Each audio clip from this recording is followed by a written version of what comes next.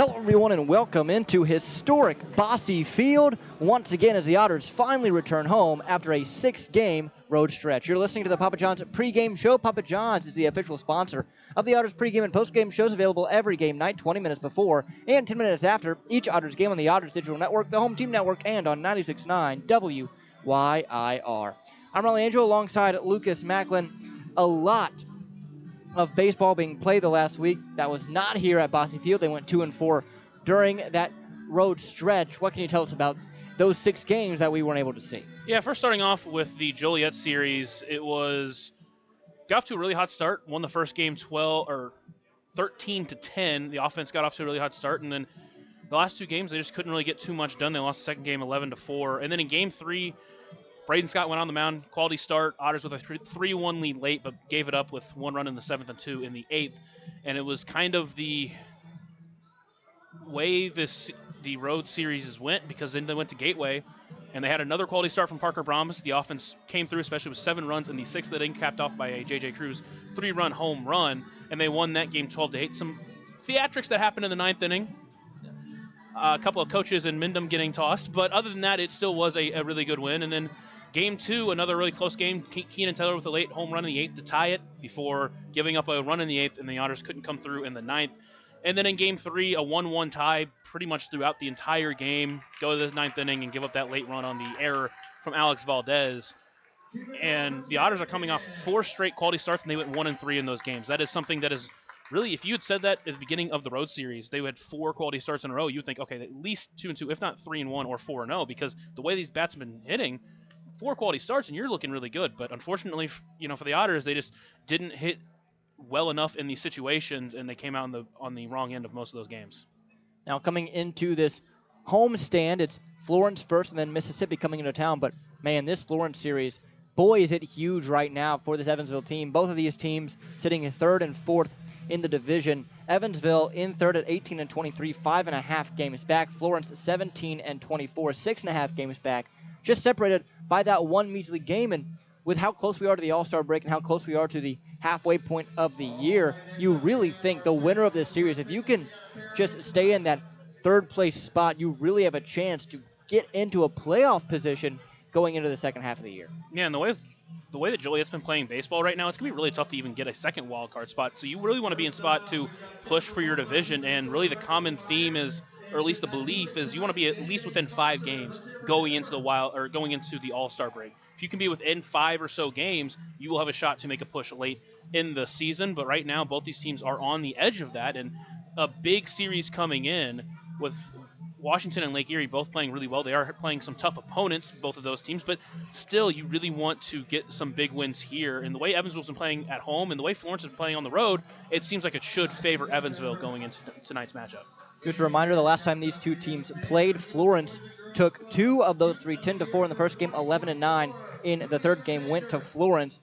Both of those games really one big Florence inning kind of led the way to those 2 wins. And then a 9-8 extra innings win for Evansville on the 30th. That a 2 RBI Graham Brown single really was able to push Evansville to that win. But in the season series, they do trail 2-1, but that is on the road, and Evansville has record-wise been significantly worse on the road than at home. So you really hope Florence coming in here to Bosse Field, they can show them what they're capable of. Yeah, and what's even better is that you're getting your 2 aces on the mound in Games 2 and Game 3, with Scott going tomorrow and then Brahms going on Sunday. And then you get Peyton Parks tonight, who looked fantastic through 3 innings before kind of imploding in a game that the Otters still went on to win. Those first 3 innings, he gave up 1 hit and struck out 5. That was excellent viewing, and if he can do something similar to what Garrett Simpson did, who also went 3 innings before kind of falling apart in the 4th, if he can kind of push a little bit longer into 4, 5, or even 6 innings with the stuff that we know he has, it can be a really huge boost for this pitching rotation that has been dealing with some injuries and some changes, but finally seems like they're coming into their own. And Peyton Park's a guy that has really started to hit well over the past week or so. Last 7 days, 389 his average, 2 homers, 7 ribbies, and that's in 5 games played. So his last 5 have looked really good. Hopefully that offense continues with him on the mound here tonight. Exactly, and the last time he was on the mound, he had 5 RBIs. He had 2 home runs. He had a fantastic game offensively when he was on the mound, so that's not a worry.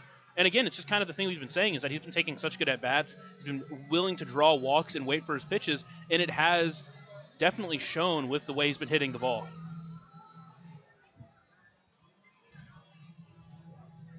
So fans, thank you once again for listening to the Papa John's pregame show. Papa John's is the official sponsor of the Otters pregame and postgame shows, available every game night, 20 minutes before and 10 minutes after each Otters game on the Otters Digital Network, the Home Team Network, and on 96.9 WYIR. Also, the Home Team Network is the exclusive home of every Frontier League game this year. Check out Home Team Network to sign up today and get a front row seat to every Otters game in 2025. When we come back, we'll look at the starting lineups. You're listening on 96.9 WYR on the Otters Digital Network.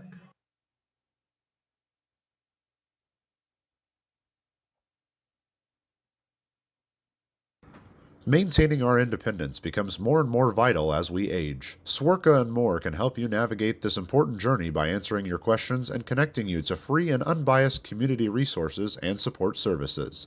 If you are seeking advice for yourself or a loved one, let Swerka be your first call. More information available at swerka.org or by calling 812-464-7800.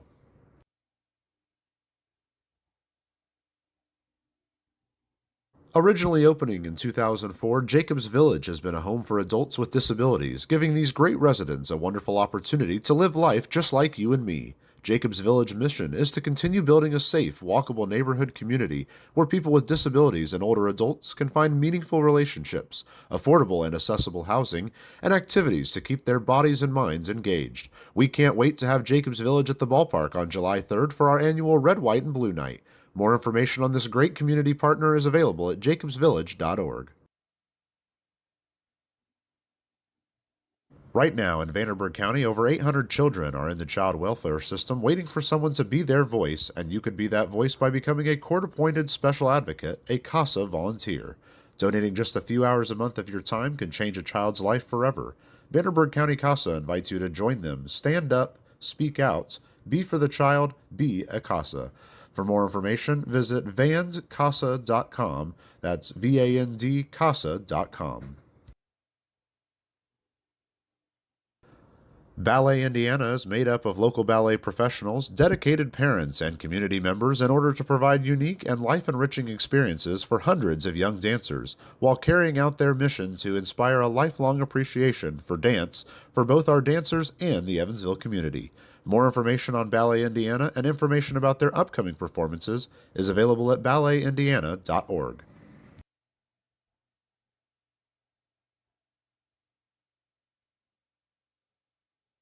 Welcome back inside historic Bosse Field as the Otters finally back at home for a three-game set against the Florence Yulls. You're listening to the Papa John's pregame show. Papa John's is the official sponsor of the Otters pregame and postgame shows, available every game night, 20 minutes before and 10 minutes after each Otters game on the Otters Digital Network, the Home Team Network, and now on 96.9 WYIR. Speaking of the Home Team Network is the exclusive home of every Frontier League game this year. Check out Home Team Network to sign up today and get a front row seat to every Otters game in 2025.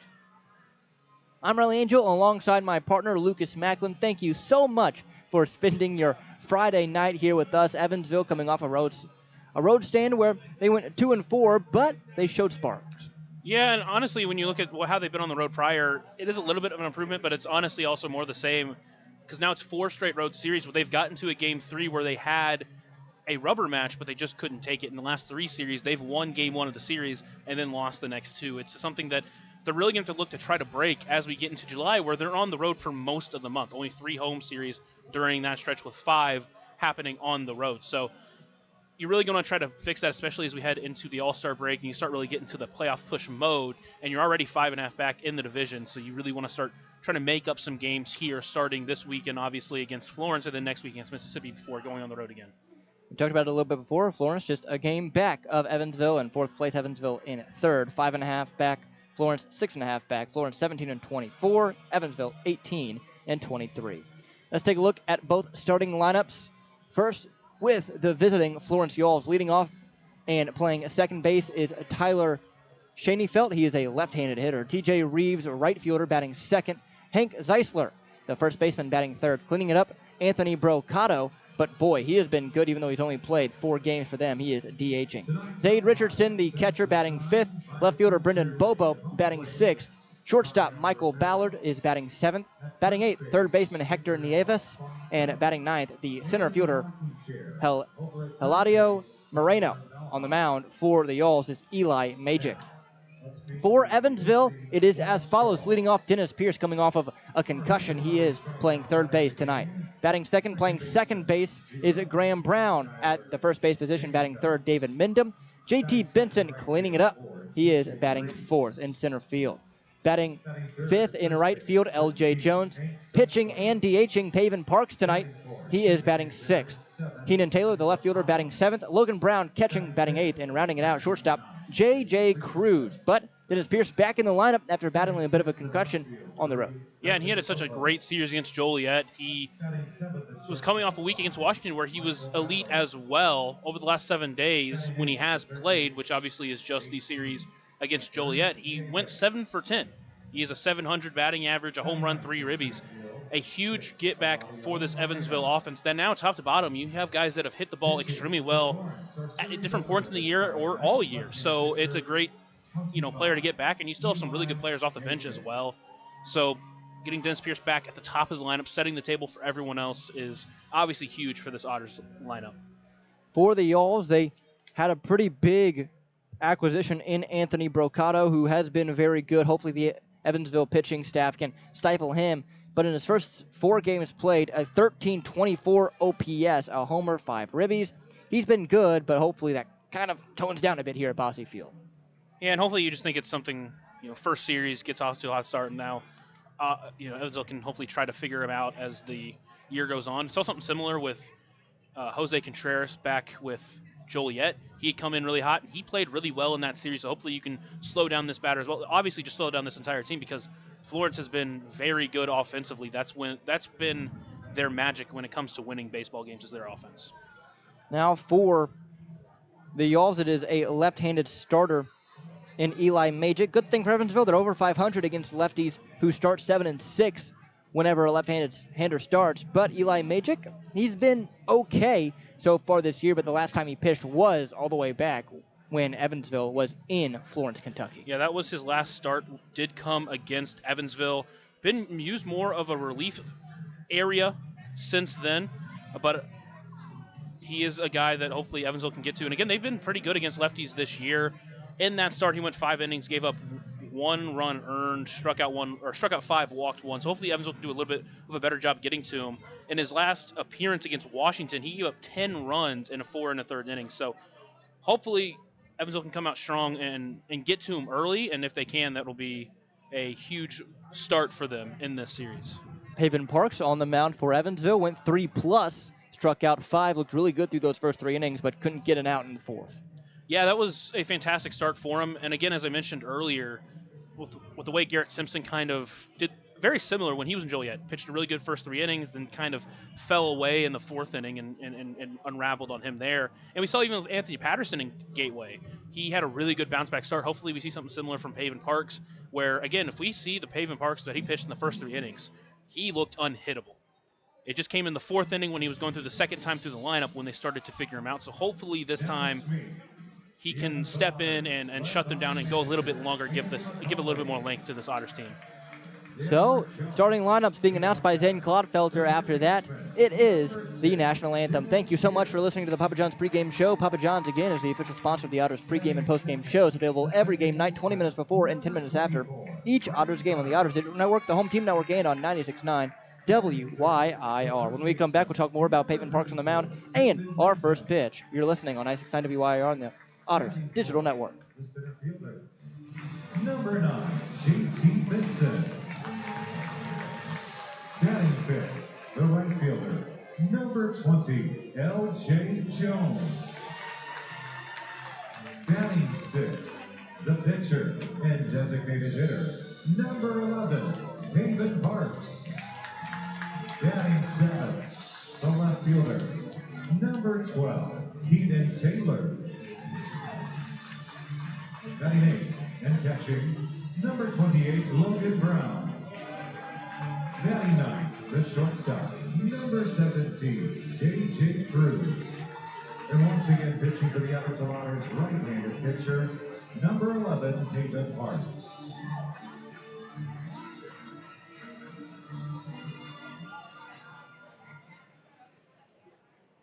Ladies and gentlemen, at this time, would you please rise and with your caps as we honor America's freedom, those who now protect it, and pay tribute to those who have made the ultimate sacrifice, with the scene of our national anthem, this evening performed by Tony T-Bolt Baxter. Oh, say, can you see by the dawn early light what so proudly we hailed at the twilight's last gleam, whose broad stripes and bright stars through the perilous fight, or the ramparts that we watched were so gallantly streamed, and the rocket's red glare bombs bursting in air gave proof through the night that our flag was still there. Oh, say does that star-spangled banner, yeah, wave o'er the land of the free and the home of the brave. Go Otters!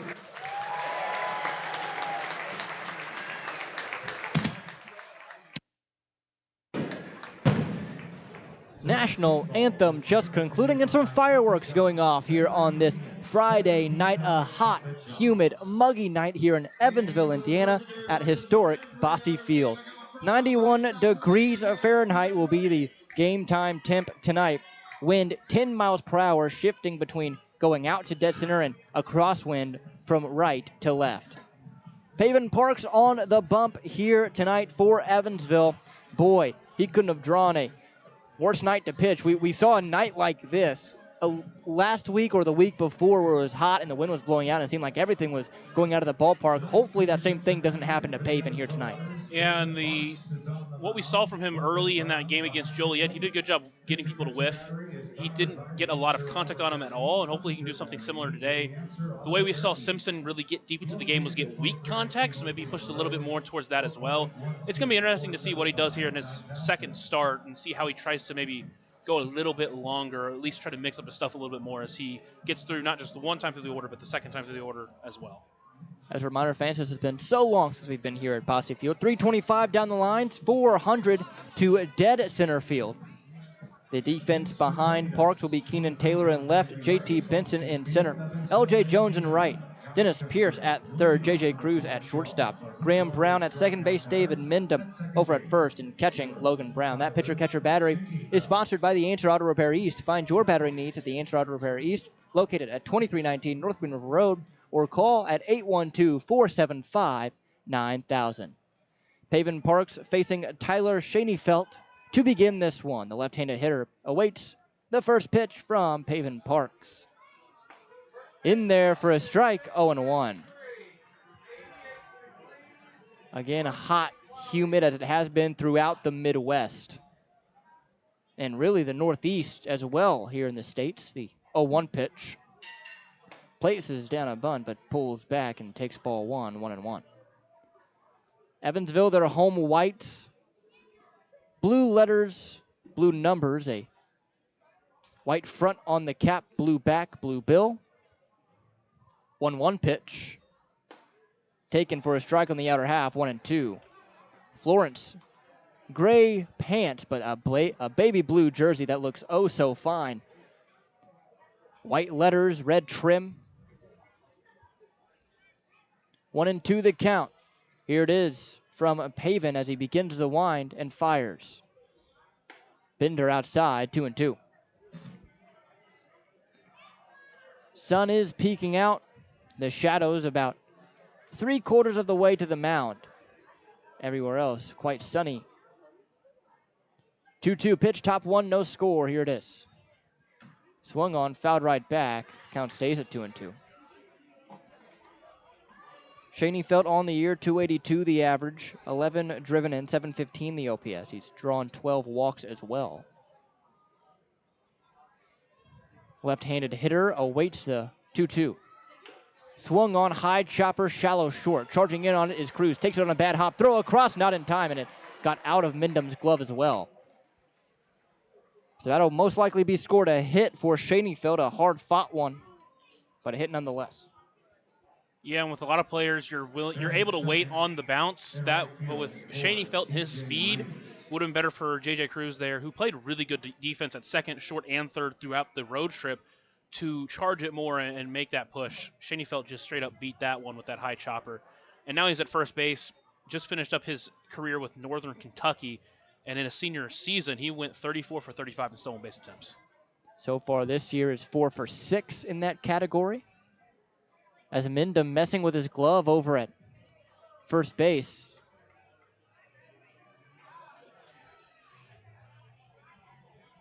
Yeah, and that it looked like it might have just gone straight through his glove, or at least that's what he was acting like, at least. It was tough to tell. To first pitch inside, it's 1-0. Schoenfeld over at first actually has 9 stolen bases on the year. He has been caught twice, so 9 for 11. I was looking at TJ Reeves. Got me. Speaking of TJ Reeves, he's the batter as the 1-0 pitch. Swung on and missed. It's 1-1. Reeves, 6 homer, 32 RBI. He's also drawn 20 walks. Really good hitter. He torched Evansville the last time they played up in Florence, Kentucky, just outside of Cincy. As the 1-1 pitch. Runner takes off, swung on, fouled overhead. That's our first overhead foul ball, brought to you by Heads Construction. Choose the best, never regret it. Yeah, Shady Felt's over there at first. He's continuing to try to time up Paven, and Paven does a good job trying to hold him at first there with varying up his speed, but with the speed of Schoenfeld, it's going to be tough to get him. This Otters team has not been great at cutting down runners, and especially with some of the prowess as Schoenfeld. Schoenfeld not a huge lead. Quick pickoff throw over, no play. That's the first disengagement of the night for Paven. Paven last year obviously primarily used as the closer for this Evansville team towards the latter half of the season as he sets it out of the stretch, the 1-2. Outside, quick pickoff throw from Brown, not in time. Count 2-2 now as it missed outside. And that one was thrown just a little bit too far into Mendham. If Brown could have hit him perfectly on his glove side and allowed Mendham to get that tag down, he might have gotten him there at first. 2-2 to the Yoles, right-handed hitting right fielder TJ Reeves. Here it is, runner goes. Low for a ball, throw down, not nearly in time, so Schoenfeld gets his 10th stolen base of the year. And now a full count to TJ Reeves with the runner in scoring position.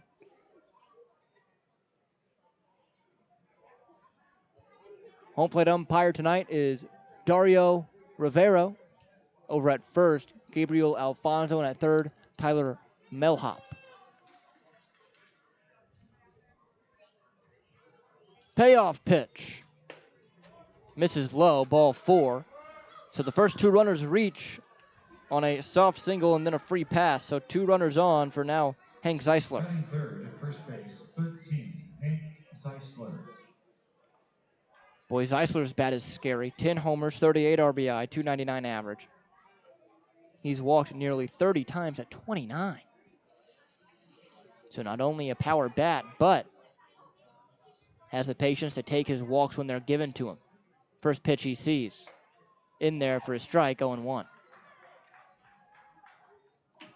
Parks sitting around 87 on the fastball. That's where he'll stay most of the time. 0-1 pitch from Parks after a quick few looks at second. Outside, it's 1-1. Parks swiping at the rubber, sets on the third base side of it. The right-handed thrower peers into Brown, who places down the signs, and he sets. Once again, looks back towards Schoenfeld at second base. The 1-1.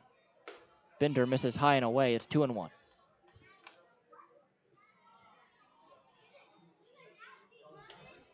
Good Friday night crowd on hand. Again, this one just getting started, so you expect it to get even more filled up the further we go into it. 2-1 the count in the pitch. Swung on, soft chopper towards first. Fielding it is Mindham. A race to the bag. He wins by a couple of steps. So the first out is recorded here in this first inning, but both runners do advance 90 feet, so runners at second and third down. Batting fourth, designated hitter, 7, Anthony Brocato. Now here's Anthony Brocato. Talked about him a little bit during the Papa John's pregame show, but he's been scary the first few games he's played with Florence. Brocato 471 the average, a homer, 5 ribbies. But that's only in 4 games played. That's 17 at bats. First pitch the right-hander sees from Parks as he's out of the windup is swung on and missed. 88 on the fastball. 0-1.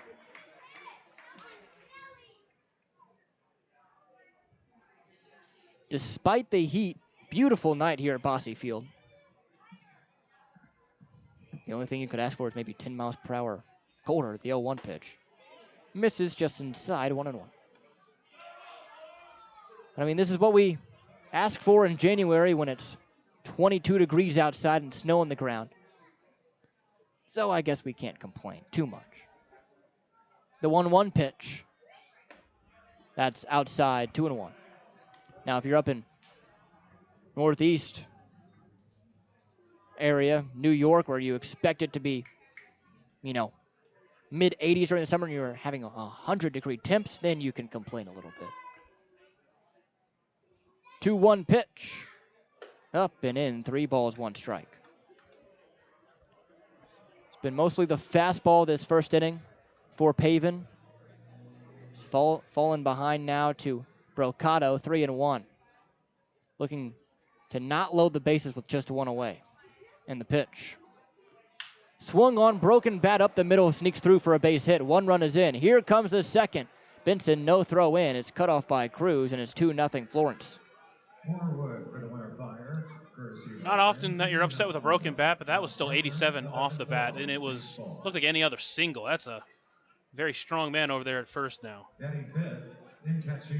So Brocato continues his scorching hot start with the Yalls. Now it's Zade Richardson. Richardson, the backstop here tonight for Florence.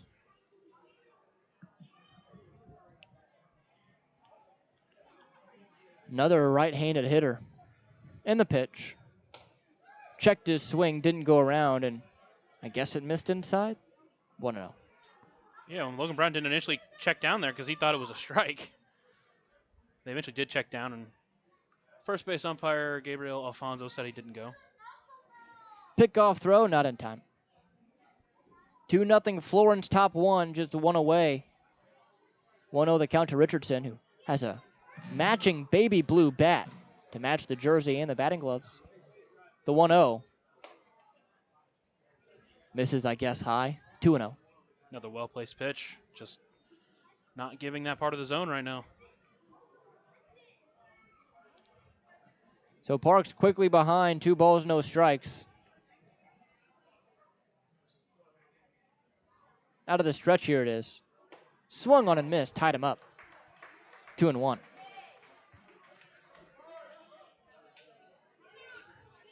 So Evansville quickly in a hole here, top half of the first. Trying to keep it that way. 2-1. Swung on, bounced back towards the backstop. It's 2-2. And Parks again has pretty much exclusively used the fastball here in this first inning. He has been varying the speed of it. That gets as low as 86, upwards towards 89. Just doing a little bit to keep these batters off balance. 2-2. Swung on, fouled back into the net, and count stays.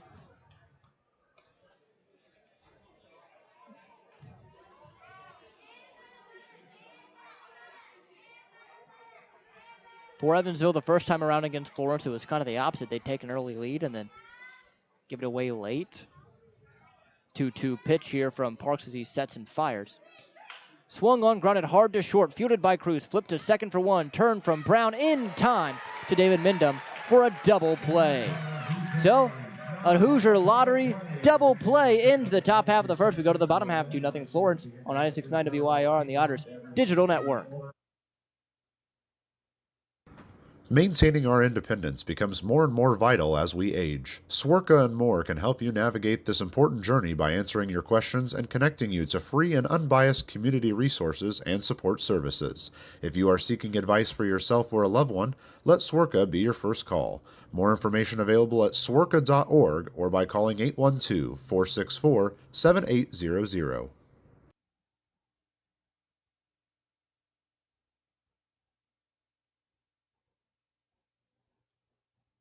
Originally opening in 2004, Jacobs Village has been a home for adults with disabilities, giving these great residents a wonderful opportunity to live life just like you and me. Jacobs Village mission is to continue building a safe, walkable neighborhood community where people with disabilities and older adults can find meaningful relationships, affordable and accessible housing, and activities to keep their bodies and minds engaged. We can't wait to have Jacobs Village at the ballpark on July 3rd for our annual Red, White, and Blue Night.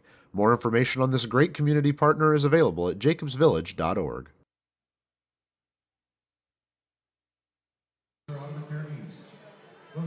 Back here at historic Bosse Field, Florence 2, Evansville nothing. Bottom half of the first coming up. Eli Magic on the mound for Florence. Big, tall, 6'7" left-handed pitcher going against Evansville here tonight. Last time he faced Evansville, did fairly well, going 5 innings, only giving up 1 run, but the Otters really looking to break through, especially after giving up 2 runs in the top half of the first. But we will see. Again, Eli Magic and Zane Richardson, that is the battery. That pitcher-catcher battery is sponsored by the Answer Auto Repair East. Find your battery needs at the Answer Auto Repair East, located at 2319 North Green River Road, or call at 812-475-9000. Yeah, and the Otters are catching him when he's been a little bit more off. He started off the season shaky, then went on a really good run from May until early June. But then in the June 10th matchup against Windy City, gave up 4 runs. That game, they still won 21-4. But in his last outing against Washington, gave up 10 runs. 7 of them earned 10 hits, walked 3, only struck out 2. So hopefully the Otters can jump on him quickly here and try to get those runs back. First pitch into Dennis Pierce is looked at down the middle for a strike, 0-1. Good thing Pierce is back. Another right-handed bat, again, kind of was suffering with a concussion during the road trip. 0-1 pitch. That one misses low. It's 1-1. Boy, you love to have him back against a team that's throwing 2 left-handers against you this week. A ball, a strike, nobody out. Here it is.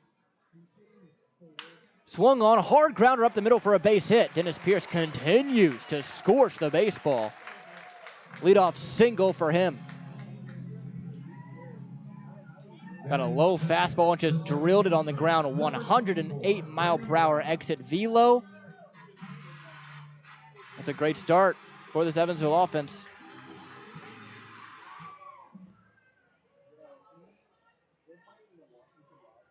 Now here comes Graham Brown. Brown had a really hot start, has been scuffling lately.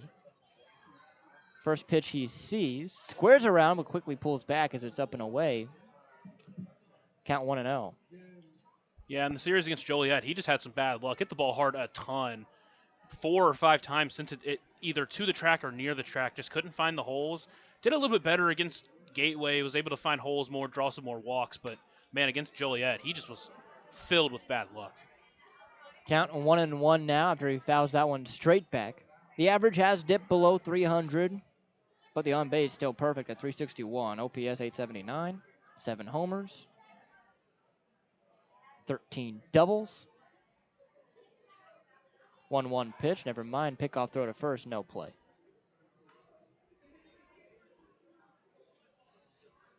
And Graham Brown has been very good at home this year. We've seen it up close and personal. Had a 2-home run day during the last homestand.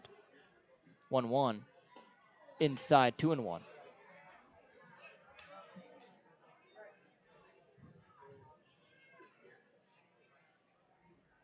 Infield straight up, same with the outfield.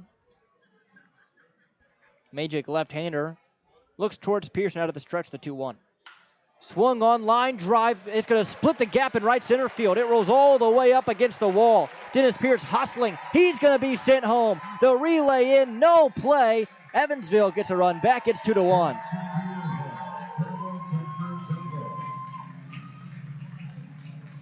A Deerhead double-decker RBI double for Graham Brown, his 30th RBI of the year. And that's exactly what you want to see quickly answering the bell. Already cut that lead down to 1, and it's done. Now with a runner at second and no one away, a chance to do some more damage. Now here's David Mindham. Saw some time in the leadoff spot on the road, is back to the 3-hole here tonight. Yeah, and him and Brown at the top of the lineup yesterday were really the only two batters to really do anything. Only two batters with hits outside of a Parks Bouk walk. 3 through 9 didn't manage to do anything in that ball game. Keenan Taylor did get hit by a pitch as well, but outside of those two things, it was really shut down from 3 through 9 yesterday. Mindham takes the first one on the outer half for a strike. It's 0-1. Mindham still with that 370 average on base percentage, still at 521. Man. Just hard pressed to find a better eye at the plate than David Mindham in this league. It's the 0-1 pitch.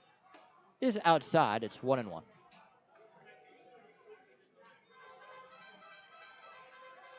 He's just been so good for this Evansville team the past couple of years and missed so much time with that knee injury that he sustained in Mississippi, but since he's come back, it's the 1-1 pitch. Swung on, bounced up the middle. Look what I found, Eli Magic. He has Graham Brown in a run down. Graham Brown trying to beat him to the third, now turns back towards second base. Racing to him is Zeisler. Now over to third goes Graham Brown. His interference is called, and now runners at the corners for Evansville. We'll talk about a break for Evansville. Brown was doing really well there, building time. He was going to allow Mindham to get to second base at least with that rundown, and then catches a break with interference from Florence. Now here comes Chad Rhodes to speak with the umpire, that being Gabriel Alfonso, who made the call. Quickly gets an explanation, seems to have agreed with what he heard and goes back. But now JT Benson with a shot. And I don't think it was on purpose by any means, but there was, I don't know exactly who it was, whether it was the third baseman or shortstop, Nieves or Ballard, but they were a little bit in the way of Brown there, and just enough for the umpires to call interference. Now Benson with a chance to tie this one up. Still nobody out in the inning. And you would think even a grounder up the middle, which turns into a double play, would still tie the ball game at 2. First pitch now to Benson. Swung on, high fly ball deep to left. Back down the line, near the track, at the wall. It is out of here. Fair ball, 3-run shot, JT Benson. And Evansville right back on top.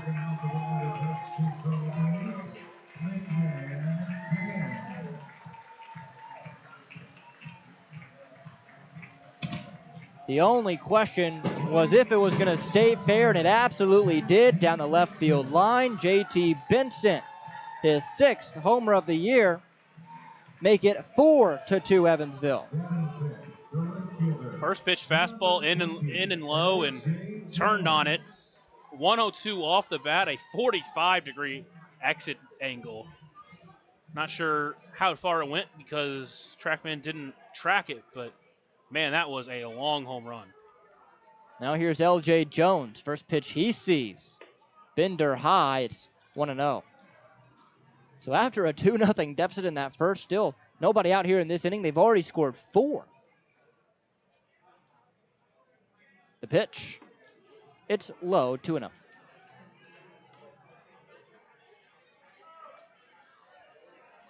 So what a bottom half of this first frame. Magic, big deep breath. The 2-0 pitch is catching the upper half of the zone. 2-1.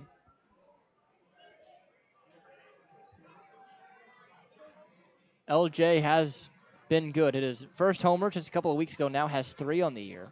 2-1. Up and away for a strike. 2-2. Sometimes you pitch it very well and fool the hitter. Sometimes you fool the umpire. But this is back-to-back starts here for Majic, where he's given up runs, a big amount of runs in the first inning. Swing and a miss there from L.J. Jones. Majic gets his first out of the frame, his first strikeout as well. His last start, he gave up 5 runs in the first. Only 2 of them were earned. A big error allowed more runs to score than what should have, but still gave up a lot of runs then, and already 4 in this inning. Only just finally got 1 out there. Now Pavin Parks. Last time he started, as you mentioned, 2 homers for him. First pitch he sees is a strike on the outer half. It's 0-1.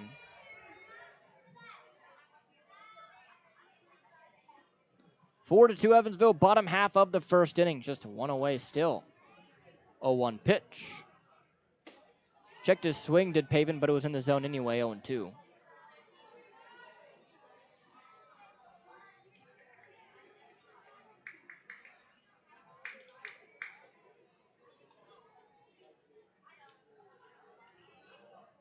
Majic begins his windup, kicks and fires. That one just missing outside. Boy, good take from Pavin there. It's 1-2.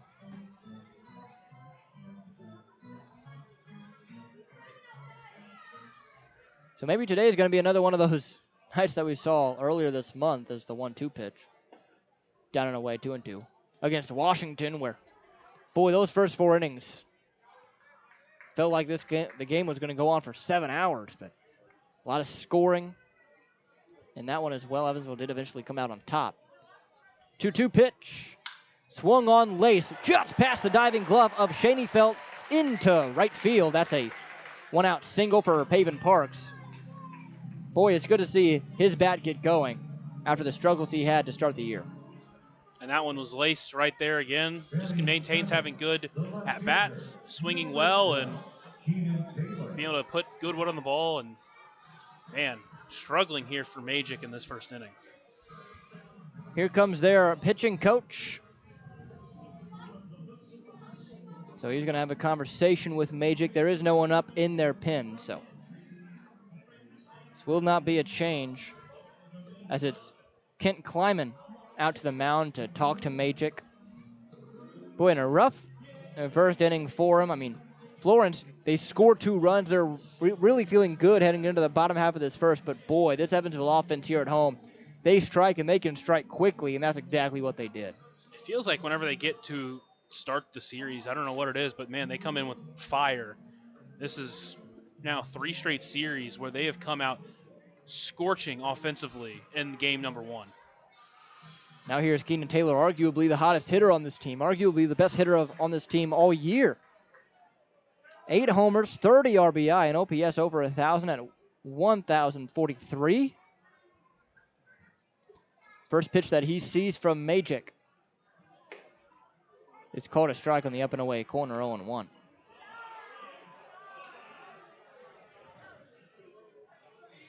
Parks at first. 4 already across in the inning for Evansville. Bottom 1, the pitch. Up and away, nearly to the backstop. It's 1-1. 4 hits in the inning for Evansville, 4 runs as well. They lead Florence 4-2. Taylor, right-handed hitter, awaits the 1-1 pitch. Inside, make it 2-1.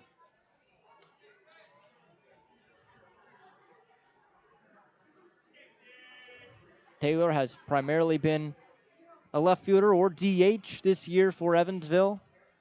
Can play some infield, the 2-1. Swung on, lifted in the air, slicing out of play to the right side. It's 2-2. We saw him play third base up in Lake Erie for a game before Dennis Pierce found his footing over there. Here's the 2-2. Swung on, chopped foul towards the third base coaching box. It stays at 2-2. Taylor also getting the pleasure to talk with 14 News' Max Parker earlier today.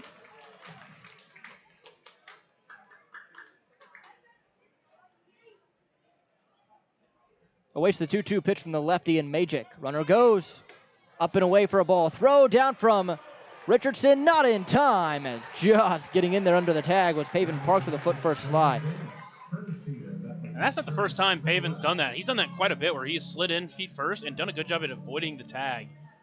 Feels like so many of these second basemen and shortstop are expecting head first slides and so used to it. When someone slides in feet first, they're not ready to get that tag on the far side of the bag that you have to do when he slides into second base. That was an epic stolen base brought to you by Epic Insurance. As Magic looks back and fakes his throw down to second.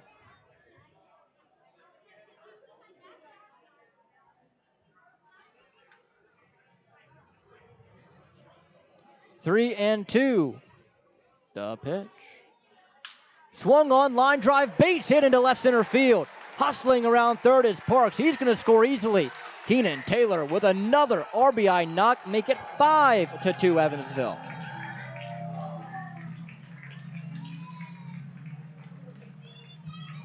Boy, oh boy, what a start for this offense. Here in this game one of the series, you mentioned it. They come in with a fire to begin. And we've seen them do really well against left-handed starters, against the starter for Joliet, Gunnar Kynes, who had been so good this year. They came in lighting a fire under him, and now they're doing it here against Magic. When you throw lefties, you have to be ready for this team to really come out swinging. Now here's Logan Brown. First pitch he sees is swung on and fouled off his own foot, 0-1.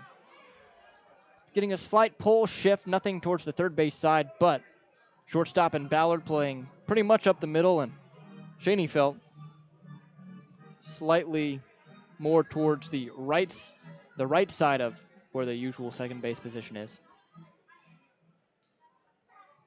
Small lead at first for Taylor. Lefty v lefty, the matchup between Magic and Brown. The pitch is in there for a strike. It's 0-2.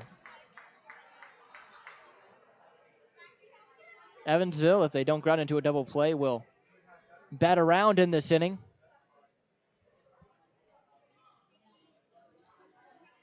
Oh-2.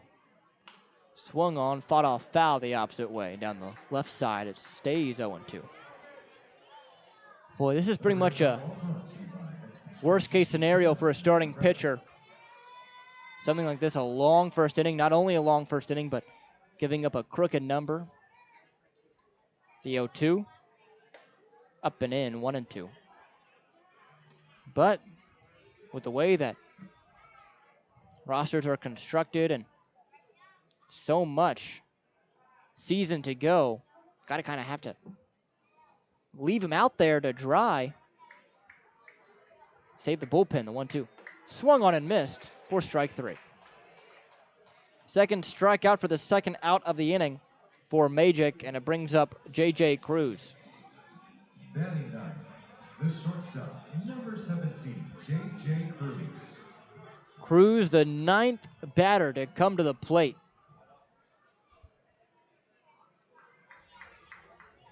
He is a lefty. First pitch is inside, 1-0.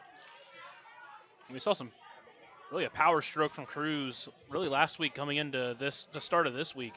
3 home runs, one against Washington, one against Joliet, and then one against Gateway. That 3-run home run in game one really was the sealer, even though it was in the 6th inning.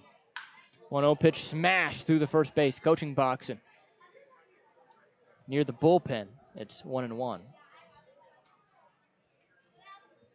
Cruz, a free swinger, doesn't walk a ton, but he makes a lot of hard contact.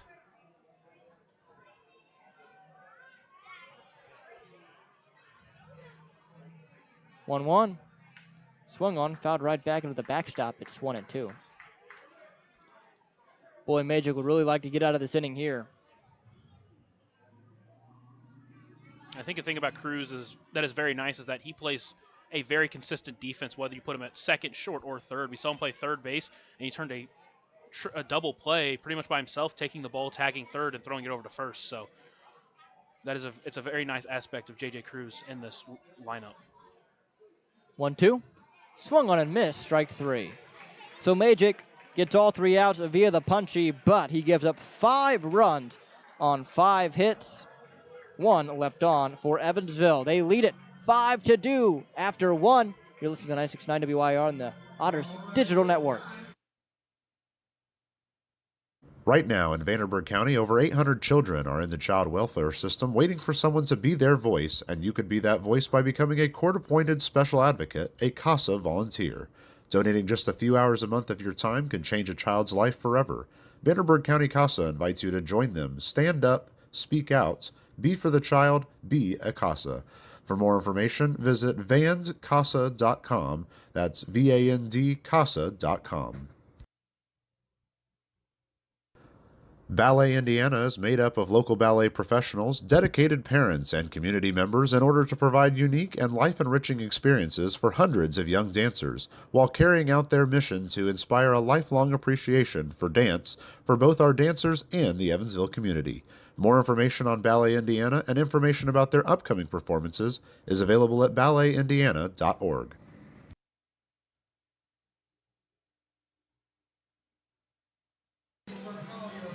5-2 Evansville. After the first inning, they exploded in their half. They looked for Pavin Parks to have a somewhat clean second inning after he gave up 2 of his own in the top half. I think it was good to see him kind of reel that in and keep it 2-2 runs. In that 4th inning, when things started to get out of hand, he just couldn't get an out, kept giving up hits after hits. So did a great job at working out of that last inning, and now if he can come back here and work a quick 1-2-3 potentially and stay in the windup, which he has pitched so much better out of than he has the stretch, could be huge, especially to get those bats back up very quickly. Here's Brendan Bobo to lead it off, the left fielder for Florence. He's having a good year as well. 281 average, 875 OPS. Stands in on the left side. Parks stands in on the rubber. Looks in and begins the windup. First pitch. Up and away for a ball. It's 1-0.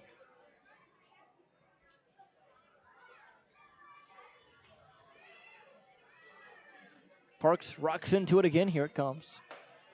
Right down Main, 1-1.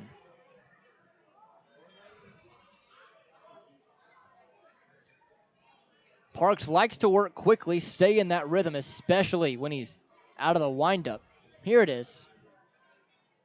Swung on, lofted the opposite way, and foul. 1-2 into the stands.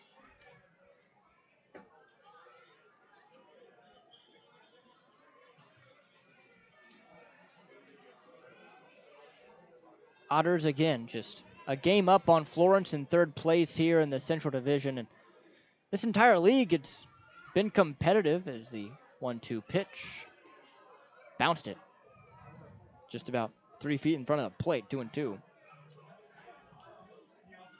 You look at the league standings and the West Division.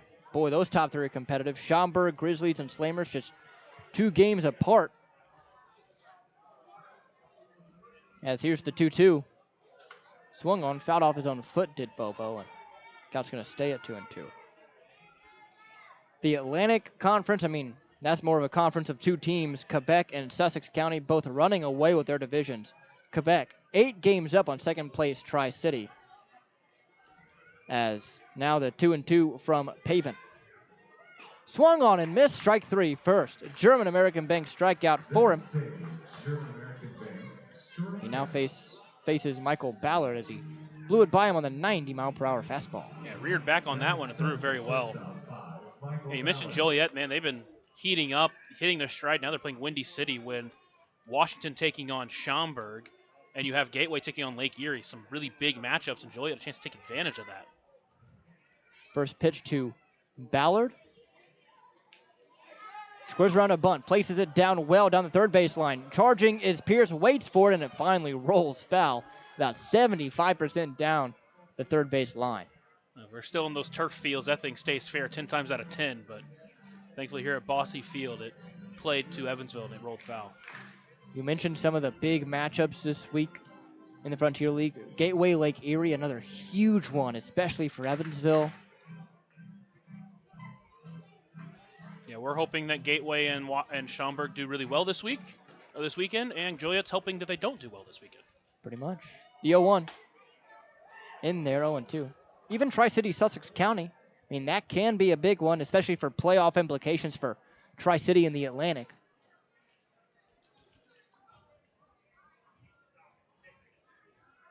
Some must-see TV in the Frontier League and the Home Team Network this weekend. 0-2 now to Ballard. Swung on, line drive into left. Over to it is Taylor, brings it in for the second out.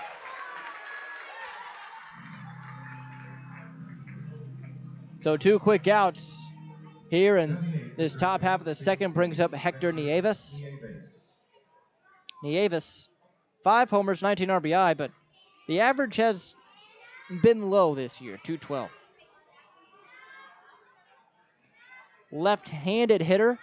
He did do some damage against Evansville when they were in Florence. The first pitch he sees is in there on the outer half for a strike. It's 0-1.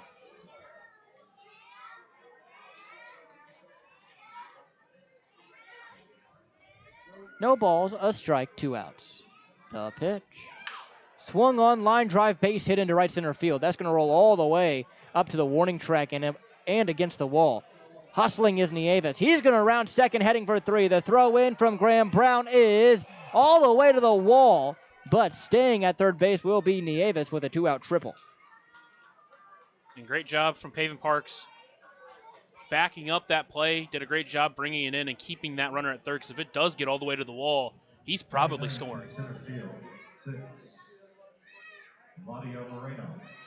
Here is Heladio Moreno, center fielder, with a chance to get one back for Florence. They're 3 down, 5-2 the score, top 2. Evansville in front. Been a good start for him. Pavin Parks looking to calm things down. The first pitch here to Moreno is in there for a strike. It's 0-1. Pavin really likes to attack with that fastball. It's the 0-1 pitch. That one catches the outer half as well. It's 0-2. So quickly ahead in the count. Moreno at the plate, really since June 10th, has not been that great at the plate. Only 2 hits outside of one 3-hit game against Washington since June 10th. The pitch. Swung on, fouled right back. It stays at 0-2.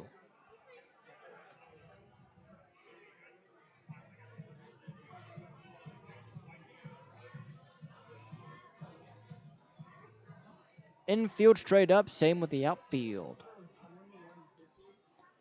Parks out of the windup. Here it is. Missing outside. Left it a little arm side, and it's 1-2. Shadows have pretty much completely overtaken the infield at this point and parts of left field. Right field and center still in the sunshine, though. 1-2 pitch. Swung on, softly grounded to second. Gobbling it up is Brown. Throw to first in time for the 3rd out.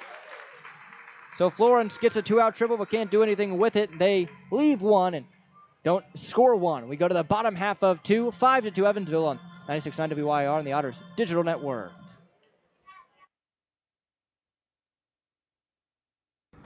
Maintaining our independence becomes more and more vital as we age. Swerka and more can help you navigate this important journey by answering your questions and connecting you to free and unbiased community resources and support services.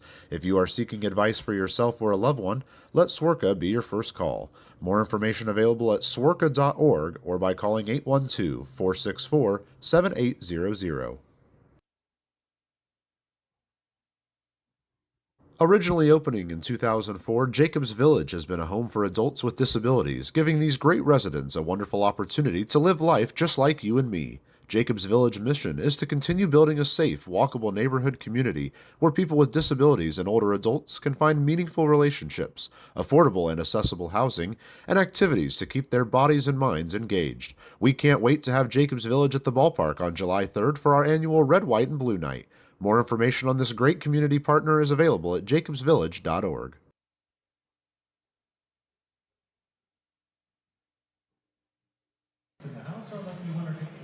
Bottom half of the second, Evansville with the top of their lineup due up again as Majik tries to quiet it down after a really big first inning from Evansville. But boy, it would be nice for Evansville to just remove all doubt here in this second inning. It's hard to say you can remove all doubt in the second inning, but I don't think it's unrealistic at this point, given the first inning that this team had. Yeah, and you really just don't want to slow down because you want to force them into their bullpen as quickly as possible. If you can manage to get him out in the third, fourth inning, or even here in the second inning, if you force their hand, it's not just huge for this game, but huge going forward because you're getting into their bullpen for the rest of the series. And here is Dennis Pierce. Pierce with that leadoff single in the first. The pitch he sees is inside. It's 1-0. He's been so good for this Evansville team at the top of this order since he's been signed. 1-0 pitch. Up and away, 2-0. Obviously, you have high hopes for everybody who gets signed to the organization, but you never expect something like what Dennis Pierce has been able to produce. So here's the 2-0. Swung on, jam job into left center field. Hustling to it is Bobo. He makes the catch, ranging towards center field for out number 1. And Pierce just missed that similar pitch to what Benson sent out of the yard. You mentioned just got a little bit jammed. If he pulls it in just a little bit more, that thing is easily flying out of this park. Now Graham Brown, RBI double. Eventually came around to score in the first.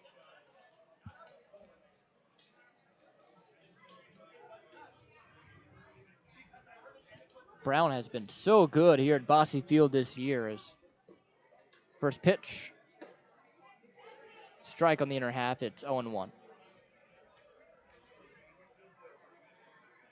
He's aggressive as well when he's at the plate.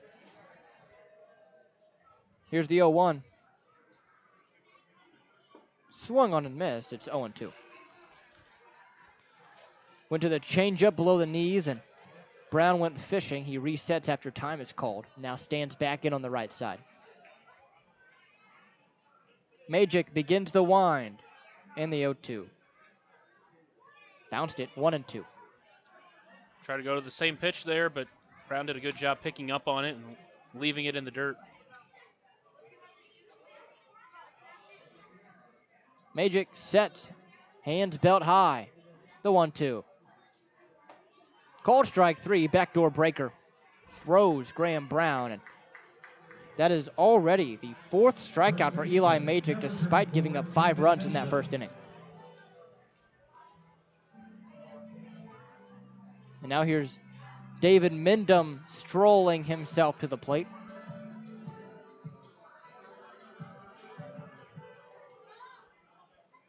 Now stands in the left side.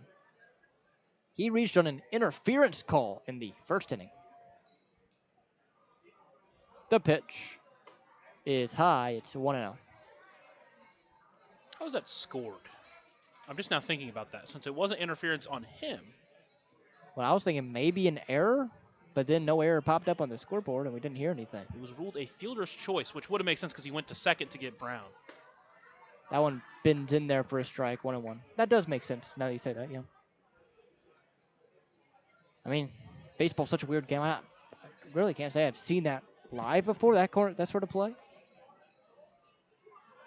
The 1-1. That one bends below the knees. It's 2-1.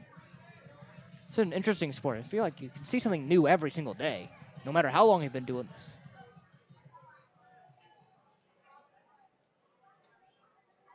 Mindom ahead in the count, 2-1. The pitch. Way out in front and a swing and a miss, 2-2. Majik utilizing that off-speed pitch a lot more here in the second inning, getting these Otters hitters out in front their second time through.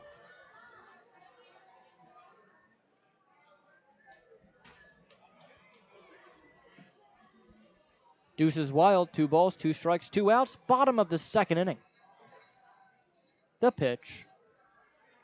Outside, payoff, incoming. It'll be interesting to see what Majik goes here. He's been more comfortable with the off-speed pitch in this inning, but he's thrown it to Mindom 3 straight times already. It's 4 straight times, actually. Here is the 3-2. Swung on and missed. Flew the fastball by him for the 5th strikeout for Eli Majik. So the Otters go down 1, 2, and 3 here in the second. They don't score. We go to the top of the third. The score is still 5-2 here on 96.9 WYR on the Otters Digital Network. Right now in Vanderburgh County, over 800 children are in the child welfare system waiting for someone to be their voice, and you could be that voice by becoming a court-appointed special advocate, a CASA volunteer. Donating just a few hours a month of your time can change a child's life forever. Vanderburgh County CASA invites you to join them. Stand up, speak out, be for the child, be a CASA. For more information, visit vandcasa.com. That's VAND CASA.com.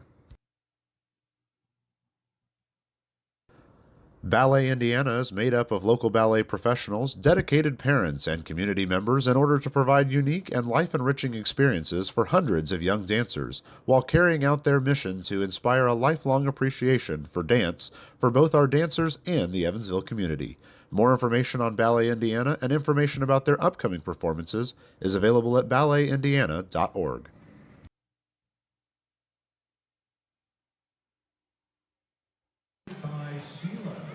Top half of the third coming up, 5-2 the score, and it's been a offensive game in that first inning. Then both teams struggled in the second. We'll see what the third has in store. Pavin Park still on the mound. Yeah, it was a really good bounce back, really from both pitchers. I think for Pavin, it was just about locating a little bit better and making those batters struggle a little bit more with contact. On the other end, it was utilizing the off-speed pitch a lot more. So we'll see how how these pitchers kind of evolved as this game goes on. Obviously, you hope for Pavin here. He can go quickly here with another inning and get those bats back up. Here's Tyler Schoenfeld. He's singled to lead off this entire ball game and stole a base, eventually came around. Say both Washington and Lake Erie are losing, obviously early, but Washington down 2-0 in the bottom of the second. Gateway beating Lake Erie 2-1 in the bottom of the fourth. First pitch to Schoenfeld is inside for a ball, 1-0. Well, those are two scores that we like. That's for sure. And Windy City's beating Joliet 3-1 in the third inning. Well, I have bad news for you, Lucas. It's the 1-0 pitch is down low, 2-0. I guess Lake Erie just scored and they're now tied at 2-2. I just refreshed the page. And Joliet's now tied with Windy City 3-3. Oof. 2-0. Low, 3-0. Pavin struggling to find the zone here. You know, as slow as baseball can be, it really catches up with you. 3-0 pitch. That one finds the zone. It's 3-1. Jose Contreras striking with a 2-run home run for Joliet. He's staying hot to begin his Frontier League career. 3-1. Swung one, grounded to short. Takes a bad hop on J.J. Cruz and skips into left center field. Schoenfeld taking a aggressive round at first, but will stay at first. They quickly give an error there to J.J. Cruz, but man, you just feel bad for giving him an error there. I mean, it should be, but that just took a horrible skip on him. And after you spent a week of playing with turf fields, you come back to Bossy Field where bounces can be so irregular and hard to predict. Seen it a couple times on Cruz already. Now here's T.J. Reeves. Here's the pitch. Swung on and missed. It's 0-1.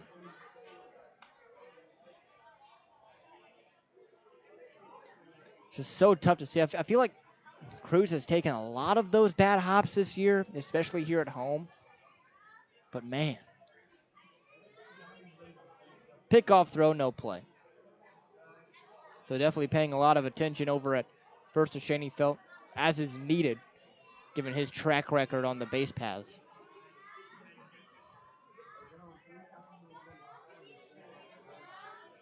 Oh, 0-1. Swung on, grounded right back to Parks and bounces off his hip. He will quickly go to first for the only out.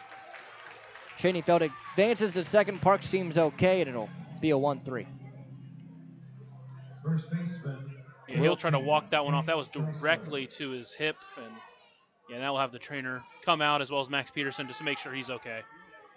Quickly gives the thumbs up, and they retreat back to the first base dugout. He didn't even want him to check. He's good. He wants to get back out there and keep pitching. Thankfully, that one not hit on the screws. It was only 91 off the bat and a bouncer, so it took a little bit of velocity off of it. Still always scary to see, though. It'll be Hank Zeisler now. Zeisler grounded into a 3 unassisted in the first inning.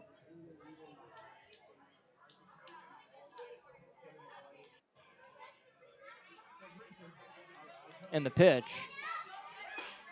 That one catches the outside corner for a strike. It's 0-1. No balls, a strike, 1 out. On second is Schoenfeld. You wouldn't expect him to steal with a left-handed batter up, but you never know. The 0-1. Swung on and foul tipped into the mitt. It's 0-2. Maybe with a right-handed batter, you give it a whirl, given Schoenfeld's speed and that quick first step he has. But with the lefty and Zeisler and being down 3 early in the game, I think you kind of just leave it. Single most likely scores him anyway. The 0-2.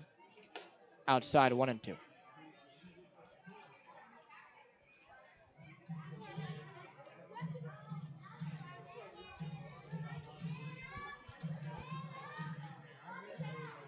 A ball, 2 strikes, and an out. Top 3, 5-2 Evansville. The pitch to Zeisler from Parks. Here it is. Swung on and missed, strike 3. Paven Parks with his second German-American Bank strikeout, 2 away here in the third. Do you have an update MLB-wise? My Cardinals versus your Guardians. Oof. Sonny Gray's perfect game bid broken up in the 5th inning. Well, that's good news for me. I would never have heard the end of that one. Otters still winning, or Cardinals still winning 3-0, but As long as we got on base, that's all I can ask for. oh, leadoff double from Alec Burleson at the top of the 6th inning. Oof. First pitch now to Anthony Brocato is inside for a ball in the bender, 1-0. You want to guess who got your hit? Was it J-Ram? No. Oh. Kwani. No. Good guess, though. What do I think about this one? You get one more guess. One more, and then you'll tell me? It's the 1-0 pitch. Swung on, lifted high and foul. It's 1-1. I'm going to guess Lane Thomas, former Cardinal. Good guess, because former Cardinals usually destroy the Cardinals, but no. Nolan Jones. Nolan Jones. You know what? I'm okay with that. Nolan Jones needs to get hot. Surprised he's not been as good as what he was with Colorado. Coors Field, maybe? Maybe? But then again, he's not the prototypical home run hitter.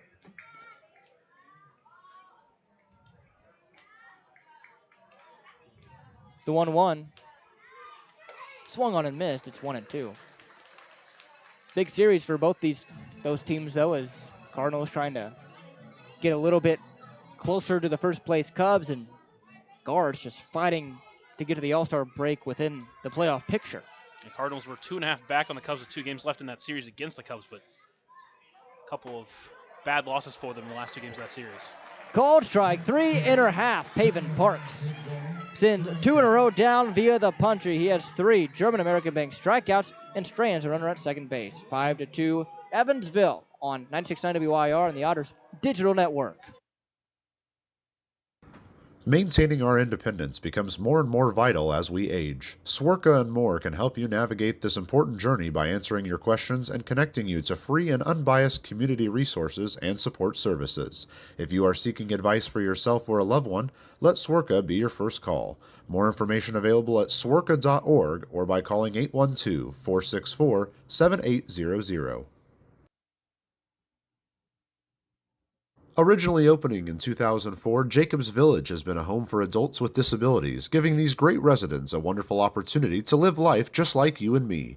Jacobs Village mission is to continue building a safe, walkable neighborhood community where people with disabilities and older adults can find meaningful relationships, affordable and accessible housing, and activities to keep their bodies and minds engaged. We can't wait to have Jacobs Village at the ballpark on July 3rd for our annual Red, White, and Blue Night. More information on this great community partner is available at jacobsvillage.org.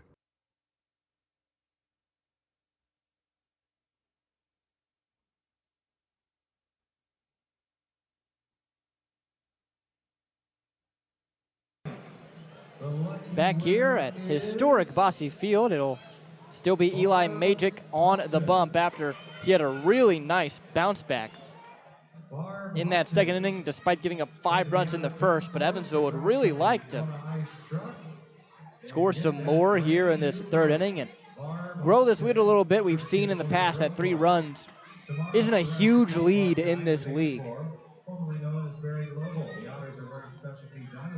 There is conversations happening between Dario Rivero and the coaches, given that the pitch clock has stopped working, and that happens sometimes, heat and humidity. And hopefully we'll click back on soon enough.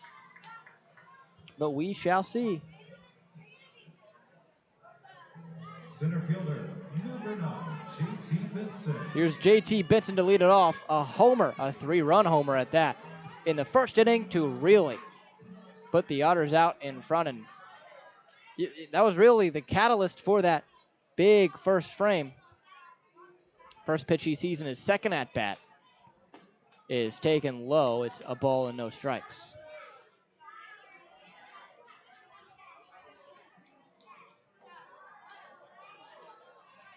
Majic begins the wind, kicks and fires. That one catches the inner half for a strike, 1-1. That was Benson's 6th home run of the season. As the 1-1 pitch. Swung on, fouled right back to the backstop. It's now 1-2.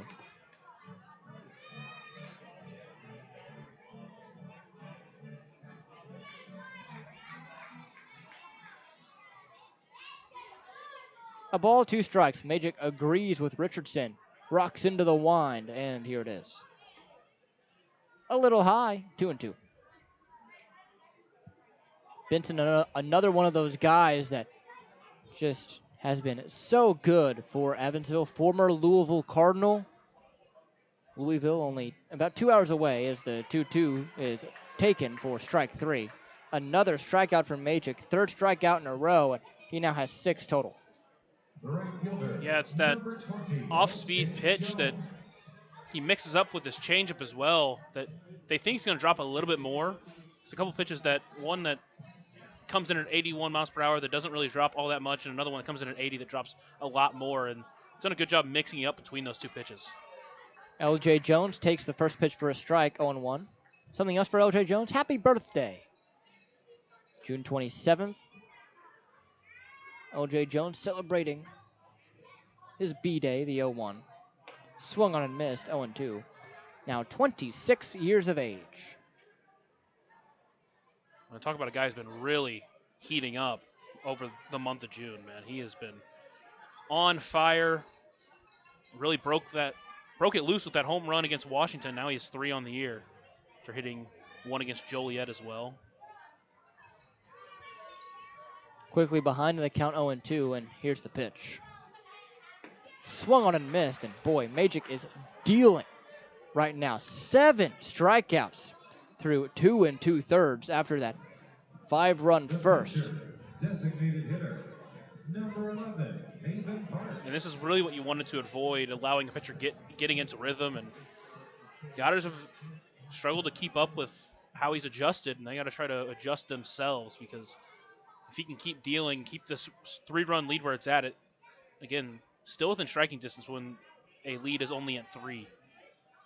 First pitch to Paven Parks is a bender into the front door. It's 0-1. Bottom 3, 5-2 Evansville. 2 outs. Parks the batter and the pitch.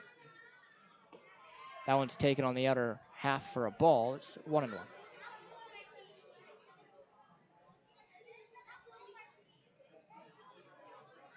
Parks trying to help himself out a little bit here. As the pitch. Swung on, fouled right back. It's 1-2.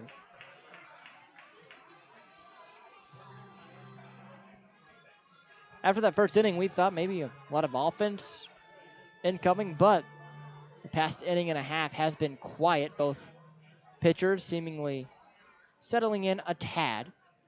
So here's the 1-2. That one misses outside. It's 2-2. especially Magic. Man, he has struck out now 4 in a row. He has sent down 7 in a row. 6 via the K. The 2-2. Swung on and foul tipped into the mitt, make that 8 strikeouts for Magic. He strikes out the side here in the third. We now go to the fourth inning, 5-2 Evansville, 96.9 WYR and the Otters Digital Network. Right now in Vanderburgh County, over 800 children are in the child welfare system waiting for someone to be their voice, and you could be that voice by becoming a court-appointed special advocate, a CASA volunteer. Donating just a few hours a month of your time can change a child's life forever. Vanderburgh County CASA invites you to join them. Stand up, speak out, be for the child, be a CASA. For more information, visit vandcasa.com. That's VAND CASA.com.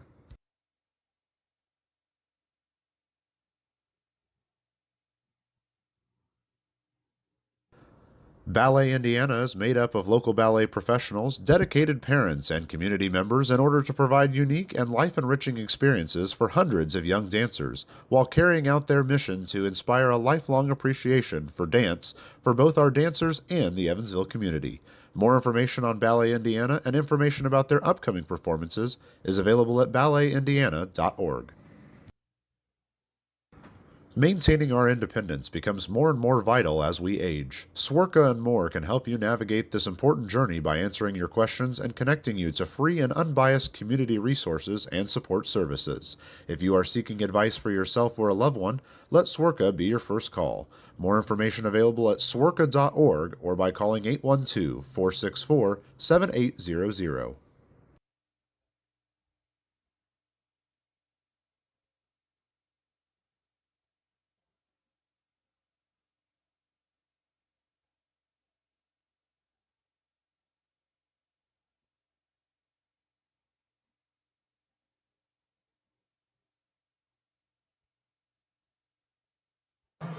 We're into the fourth inning here in Evansville. Otters leading 5-2 after a 2-run inning from Florence, followed by a 5-run first inning from Evansville. Both pitchers have settled in, as well as Pavin Parks, who has done very well after that first inning. We gave up a couple of runs. Yeah, he's definitely settled in, and hopefully Pavin Parks continues to settle in here. And he's given up a base runner in each of the last 2 innings, but has worked around it. He's definitely been doing fine, and hopefully that continues here in the fourth. He'll face Zade Richardson first here in the fourth inning. Richardson and Logan Brown talking a little bit there at the plate as they get ready for this first at-bat. Richardson, a former 22nd round pick by the St. Louis Cardinals, spent 3 seasons in the minor leagues, spent 3 of those with St. Louis, and spent half a year with Atlanta. And now he awaits Parks' first pitch, as now he is ready, and from the windup delivers the first pitch. Just a bit high, and he'll start behind him 1-0. Richardson 0 for 1 on the day.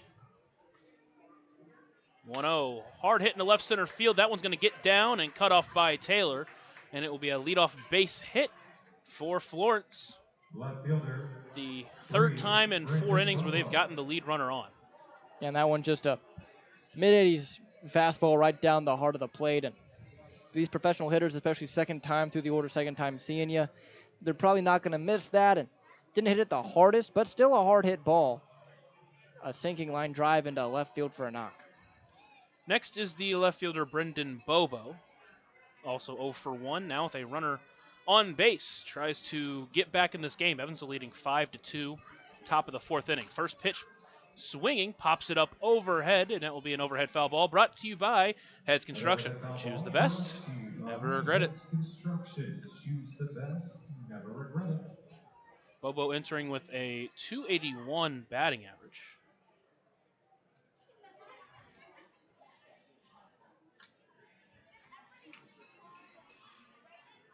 In the left-handed batter's box, the 0-1 pitch. Pulled the string, stayed a little bit low. Bobo holds off, so it evens the count at 1-1.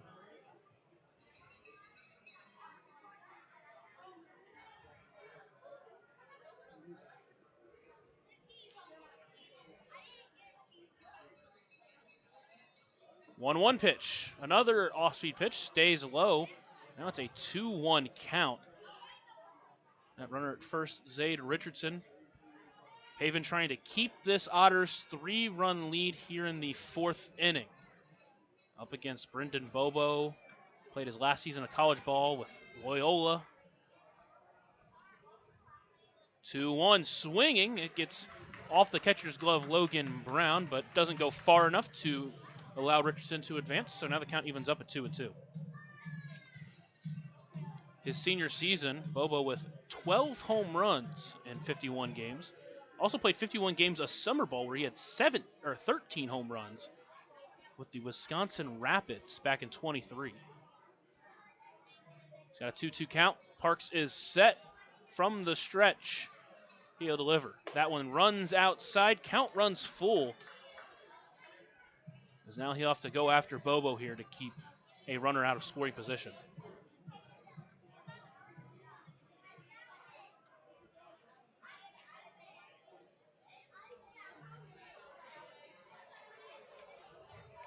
Payoff pitch. That one's a soft liner into left field. It's going to get down and roll all the way to the wall. Taylor will bring it in off the wall. Richardson will advance to third base, Bobo into second base, and now there are runners at second and third with no one out here in this 4th inning. And now you wonder how long they're going to let Paven go, as now they'll start getting someone warmed up in the bullpen, because it was the 4th inning where Paven really got hit hard against Joliet.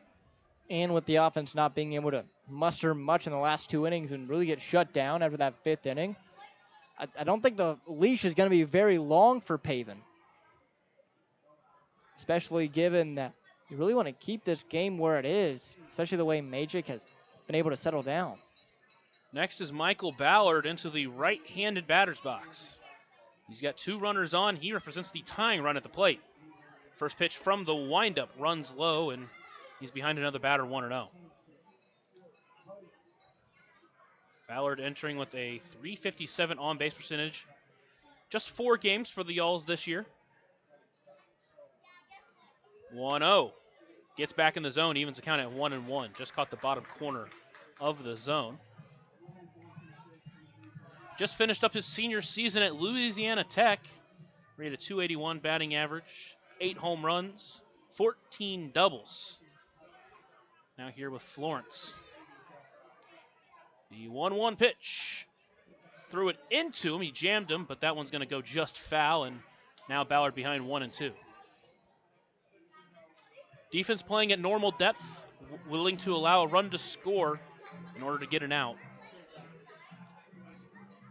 Paven did not record an out in the 4th inning against Joliet. The Otters still hung on to win that game after an offensive explosion. So they won 13-10. The 1-2.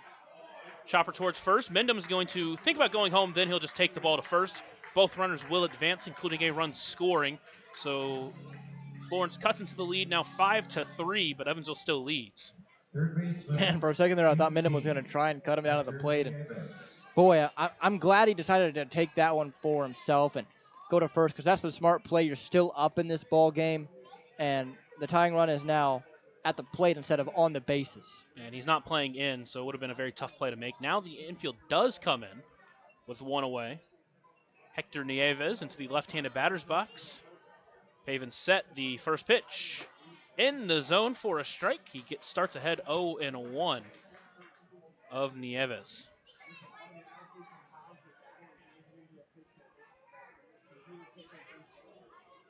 Nieves in his 33rd game for Florence this year.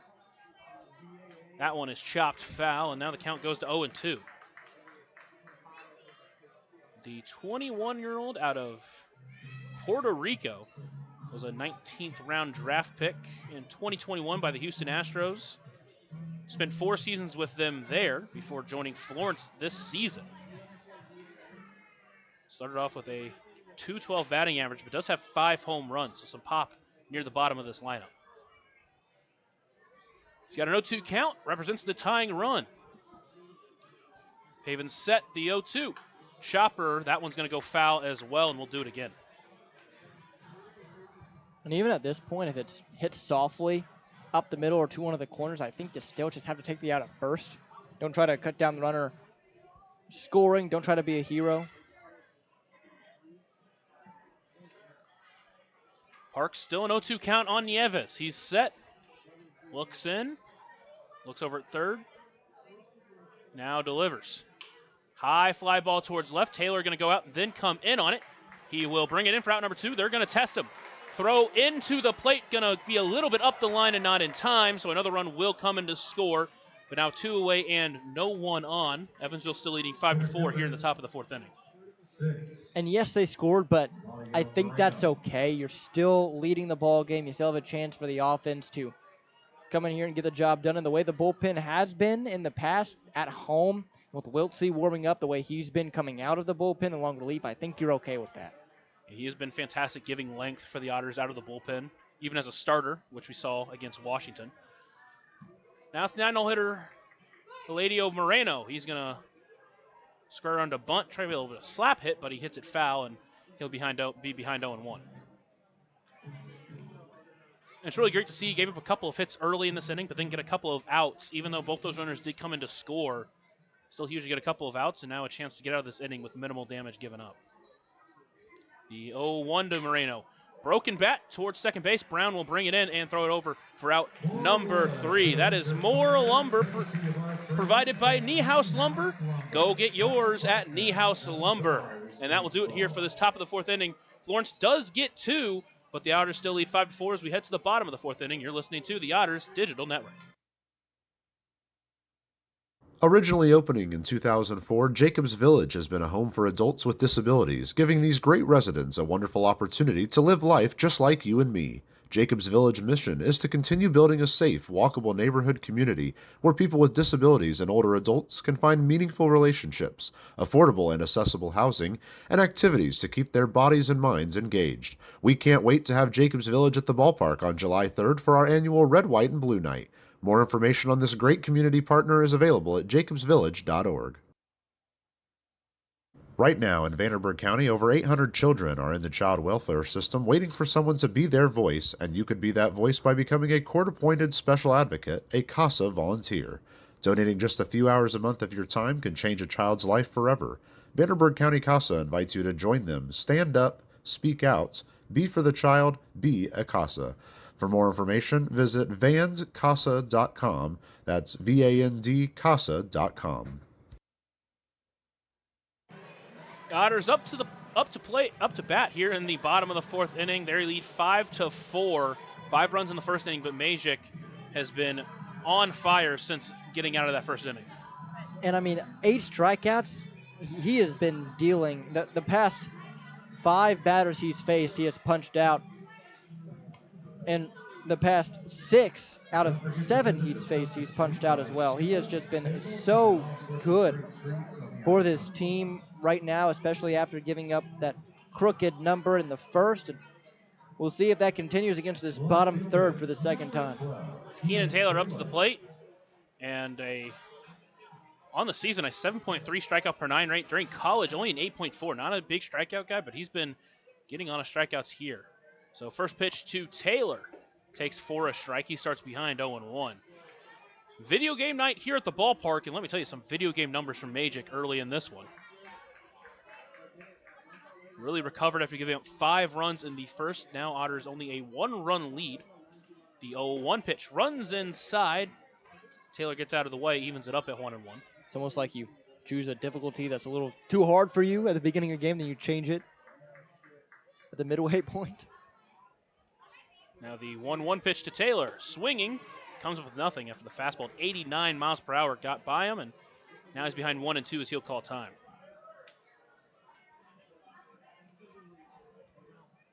Taylor has been so good for Evansville this year. The 2-run home run in Game 2 against Gateway to tie it up in the 8th inning. Looked like Evansville might be ready to come back in that one, but just couldn't finish the job. 1-2 pitch, hard liner towards left. That's going to get down for a leadoff base hit for Evansville. And a great way to start after Majik had been really locked in, setting down plenty of Otters in a row. And Keenan Taylor, a guy that can definitely break up a rhythm for a starting pitcher. He is so good. And that one on the outer half of the plate somehow got to it and was able to pull it into left field at 100 miles an hour. Just such a strong kid, and boy, it just seems like he is guaranteed every single night. Next up is Logan Brown, first pitch. Taken on the outside corner for a strike. He'll start behind 0-1. Brown, another guy who hit the ball hard all week against Gateway, but outside of game one, didn't really get rewarded for it. Now the 0-1 pitch into the Otters catcher tonight. Fouls that one up and overhead. An overhead foul ball brought to you by Heads Construction. Choose the best. Never regret it. Now it's an 0-2 count. The final at bat in Joliet. He had a ball off at 103 off the bat, but unfortunately just now able to find a hole as they lost that game 4-3. Now he's got an 0-2 count against Majic, trying to work around this leadoff single. He fouls that one away and will do it again. We've seen Logan Brown get behind in counts 0-2 or 1-2 plenty of times, but man, when he gets behind that in the count, he does a great job working the count, fouling off pitches, trying to find his own. Still 0-2. Taylor over at first. Goes up to get it, fouls it off, and will do it again. Majic went off speed, then went fastball, but neither of them working. We'll see what he does here to try to get Logan Brown out.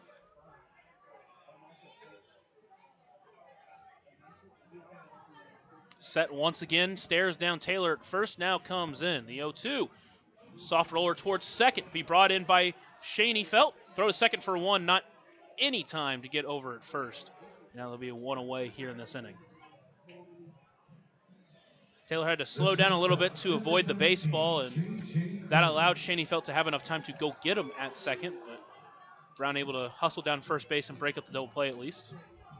And with one away, it will lead to J.J. Cruz batting ninth today in this ball game. Mentioned Cruz had a power stroke over the last 9 games. Trying to extend this Otters one-run lead. Swinging pop-up towards left.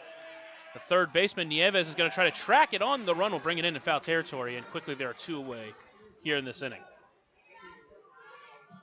So after a leadoff single, Evansville not able to do anything with it, but it leads to the Edward Jones leadoff batter of the game, Dennis Pierce, who is 1 for 2 at a hard knock in the first, and then even back in the second. It was hard hit, but just jammed it a little bit and didn't get enough of it. Yeah, he's going to go up there, give a good at-bat, especially with 2 outs here in the inning. We'll see if he can extend the inning for the big boys behind him. First pitch outside for a ball, and he'll start ahead 1-0. Feels like he's been seeing the ball really well, especially against Majic. Top of the lineup really has altogether, even if it hasn't played out all ideally. The 1-0 pitch into the Otters' third baseman. Swinging, pops that one into foul territory. Zeisler, the first baseman, will give it a look, but that one's gonna get out of play, and it evens the count up at 1-1. Pierce entering today's contest with a .429 batting average. His 12th game started as an Evansville Otter. He awaits the 1-1 pitch. Backdoor bender finds the zone, and now he's behind 1-2. You're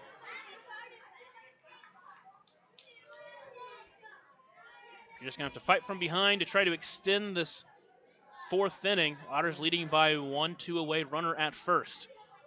1-2 pitch, low and away. He'll hold off, count moves to 2-2. Already 4 home runs and 3 doubles for Dennis Pierce.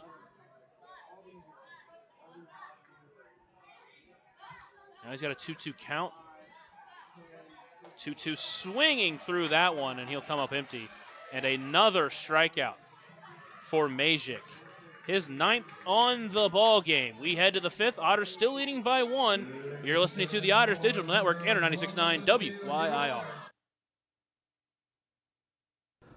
Ballet Indiana is made up of local ballet professionals, dedicated parents, and community members in order to provide unique and life-enriching experiences for hundreds of young dancers, while carrying out their mission to inspire a lifelong appreciation for dance for both our dancers and the Evansville community. More information on Ballet Indiana and information about their upcoming performances is available at balletindiana.org.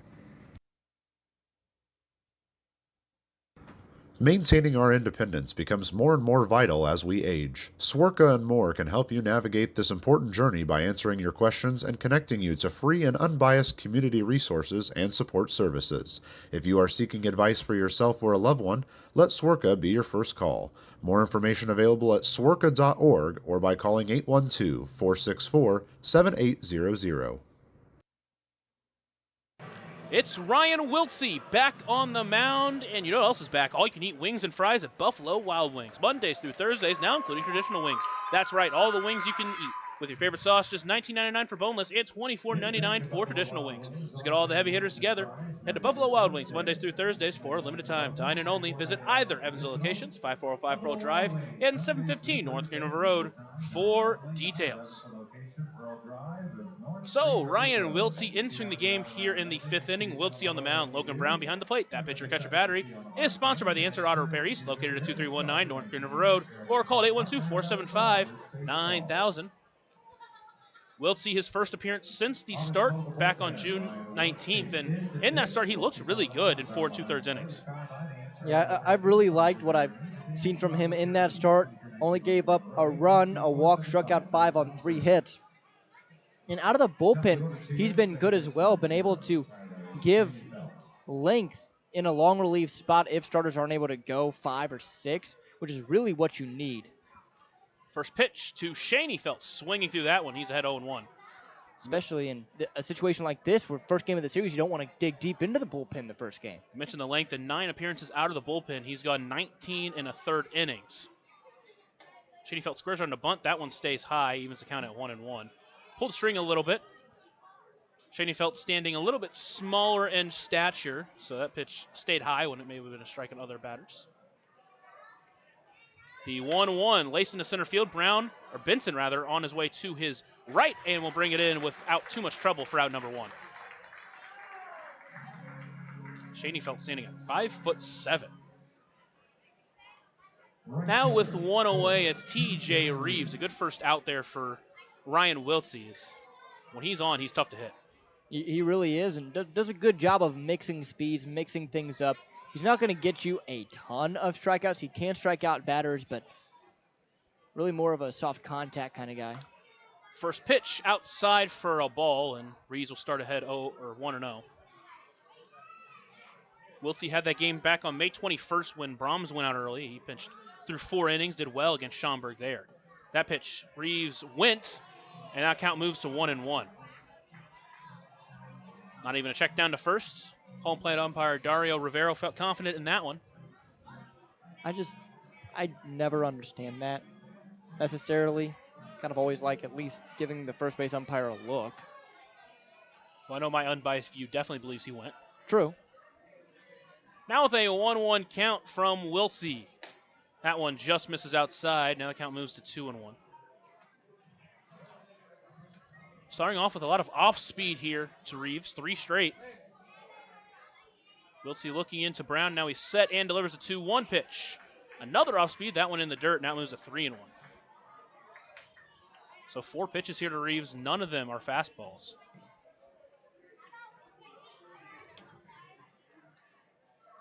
The 3-1 pitch. That one laced towards short. Cruz, a little hop, brings it in for out number 2.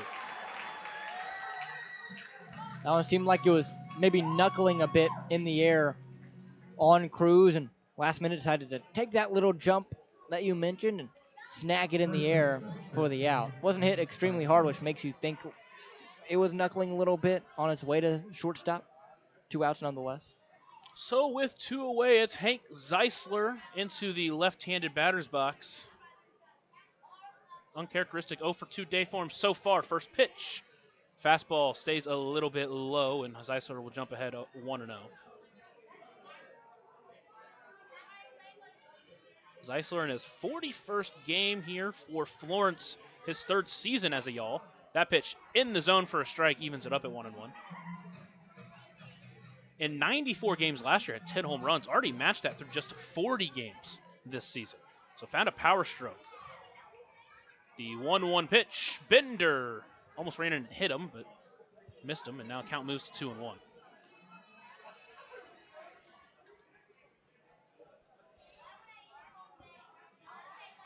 We'll see. Set, short wind up, the 2-1 pitch. Pulled the off speed a little bit there. Now it moves to another 3-1 count.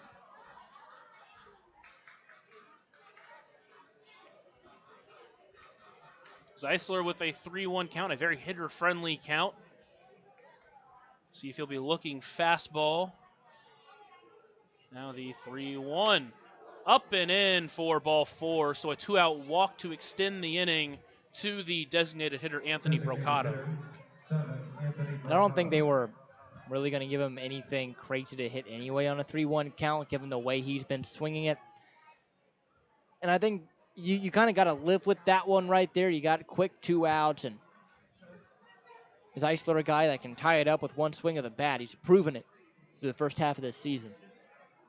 Now they got to go after Brocato first pitch, low and away for a ball, and starts behind him 1-0.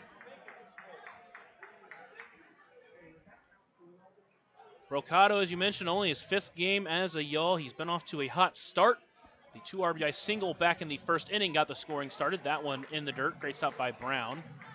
Count moves to 2-0.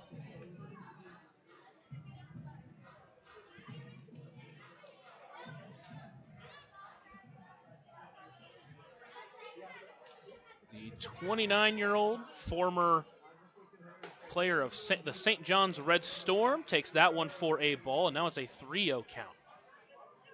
So Wiltsey, after pitching pretty well against Shaney Felt, has struggled to find his command a little bit last 3 batters. 3-0, finds his zone there on the 86-mile-per-hour fastball and gets back in the count at 3-1. Brocato's been all around the Frontier League, played a couple seasons with Southern Illinois, played a couple seasons with Washington. 3-1, high pop-up, but out of play and overhead for an overhead foul ball, brought to you by Heads Construction. Choose the best, never regret it. Then started this year with the Cleburne Railroaders of the American Association before joining Florence. Now he's got a full count. Runner will get a head start. The payoff pitch. High pop-up into right field. Jones will look in on it and will bring it in for out number 3. So Wiltsey does give up a 2-out walk, but nothing comes of it. We head to the bottom of the 5th inning. You're listening to the Otters Digital Network and 96.9 WYIR. Originally opening in 2004, Jacobs Village has been a home for adults with disabilities, giving these great residents a wonderful opportunity to live life just like you and me. Jacobs Village mission is to continue building a safe, walkable neighborhood community where people with disabilities and older adults can find meaningful relationships, affordable and accessible housing, and activities to keep their bodies and minds engaged. We can't wait to have Jacobs Village at the ballpark on July 3rd for our annual Red, White, and Blue Night. More information on this great community partner is available at jacobsvillage.org. Right now in Vanderburgh County, over 800 children are in the child welfare system waiting for someone to be their voice, and you could be that voice by becoming a court-appointed special advocate, a CASA volunteer. Donating just a few hours a month of your time can change a child's life forever. Vanderburgh County CASA invites you to join them. Stand up, speak out, be for the child, be a CASA. For more information, visit vandcasa.com. That's VAND-CASA.com. Magic back on the mound, and so are all-you-can-eat wings and fries at Buffalo Wild Wings. Mondays through Thursdays, now including traditional wings. That's right, all the wings and fries you can eat with your favorite sauce. Just $19.99 for boneless and $24.99 for traditional wings. Mondays through Thursdays, now for a limited time. Dine-in only. Visit either Evansville locations, 5405 Pearl Drive and 715 North Green River Road for details.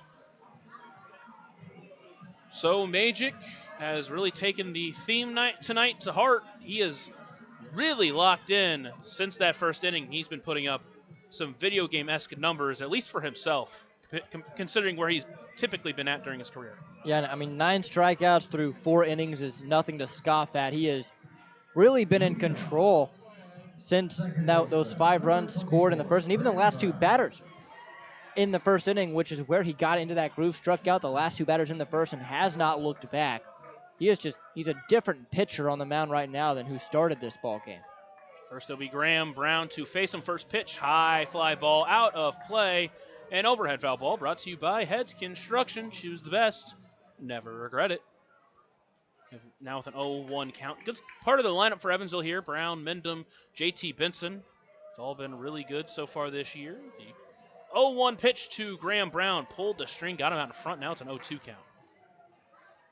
That's what he's done so well since that first inning is he's keeping his hitters off balance. We've seen so many out in front swings from this Evansville team, which usually doesn't have a ton of those. Are usually pretty good at taking their time, drawing their walks, having good at-bats.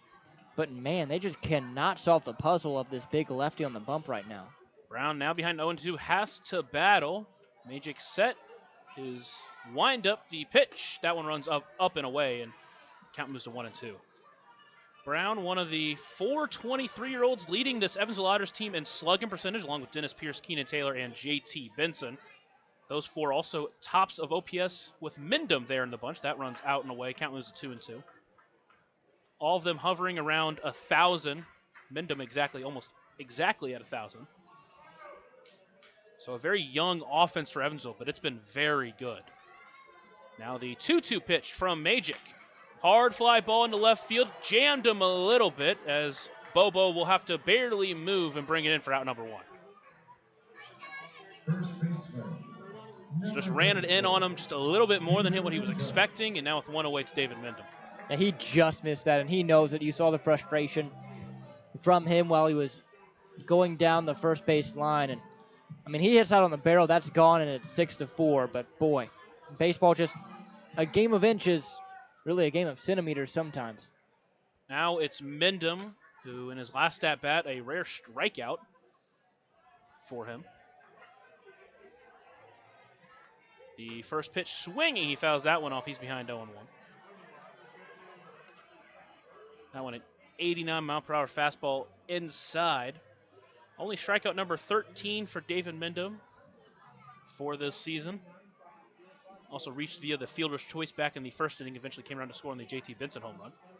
0-1. Soft liner into left. Over on is Bobo. He reaches and brings it in for out number 2.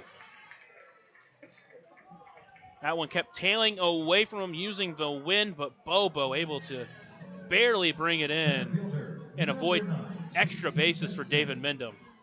And that's a really good catch out there from Bobo. And the reason he was able to make that catch is because of the really good read he had of that ball off the bat. If he doesn't have a great read of it, that's easily getting to the wall for extra bases, but he was able to sprint to it, as you mentioned, slicing away from him, making a reach and grab. Now it's JT Benson. First pitch swinging, hard liner towards center, but Moreno barely has to move once again for out number 3. So a quick 1-2-3 inning for Evansville. We head to the 6th inning. You're listening to the Otters Digital Network and 96.9 WYIR. Ballet Indiana is made up of local ballet professionals, dedicated parents, and community members in order to provide unique and life-enriching experiences for hundreds of young dancers, while carrying out their mission to inspire a lifelong appreciation for dance for both our dancers and the Evansville community. More information on Ballet Indiana and information about their upcoming performances is available at balletindiana.org. Maintaining our independence becomes more and more vital as we age. Swerka and More can help you navigate this important journey by answering your questions and connecting you to free and unbiased community resources and support services. If you are seeking advice for yourself or a loved one, let Swerka be your first call. More information available at swerka.org or by calling 812-464-7800.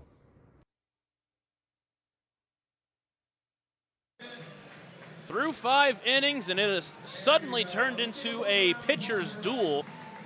Otters still lead 5-4, but after 7 total runs scored in the first inning, only 2 have been scored since, back in the top of the 4th inning. Yeah, it's been rough for Evansville's offense specifically, and Florence hasn't been able to score much either after their 2 runs in the first frame. Hopefully Wiltie's able to come in here the second inning of work for him and just keep this score where it is, because right now with the way that Magic is dealing, you probably expect him to go maybe one more inning. There is finally action in the Florence bullpen. Nothing for Evansville. But you just don't know with the way Magic is pitching how long that they're going to let him fly now. Zade Richardson, Brendan Bobo, and Michael Ballard due up in this inning. It was Richardson and Bobo who, together with a leadoff single and then a double, helped Florence get a couple of runs back in the 4th inning. Wiltsey on the mound after pitching a shutout in his 1st inning. That one in there for a strike, starts ahead 0-1. It's a great way to start. Struggled a little bit with command there in that last inning. Otters with 5 hits and 5 runs in the 1st inning. That pitch missed just a bit outside, evens it up at 1-1. But since then, only 1 hit for Evansville. The 1-1 pitch swung through that one, and now it's a 1-2 count. 87 on the outer half. Beautiful pitch from Wiltsey. And you mentioned no one up for Evansville, and if he can deal here, no reason to take him out. They may ride him to the end of this game if he keeps dealing.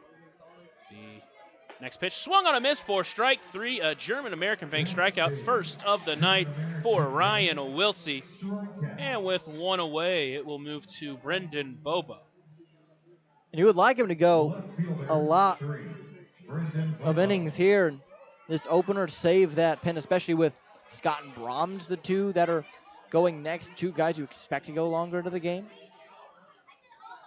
The Otters holding on to a 5-4 lead. First pitch to Bobo, runs inside, just misses high and in, and count starts at 1-0.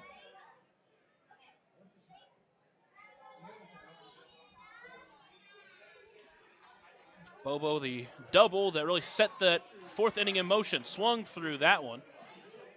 Doesn't get anything of it. Now it's 1-1 count. Another lefty warming up the bullpen, Carter Hines for Florence. So sticking with the lefty, Magic, the way, well, I should say Magic. And hold on, we got time as sprinklers started going off on the infield. Not sure who started that. Oops. And now we'll reset as Wiltsey threw a beautiful off-speed pitch that would have been called a strike. Count still at 1-1 for Ryan Wiltsey. You ever thought that maybe Bossy Field's haunted? You know, with as old as this place is, it wouldn't surprise me. So now Wiltsey has to reset. Count still at 1-1 to Bobo. That one, a fastball in there for a strike. Got him looking. Now count moves to 1-2. I think that one was more of a, you threw a really good pitch, last pitch before the sprinklers came on, and I'm just going to give that one to you. Now with a 1-2 count to Bobo.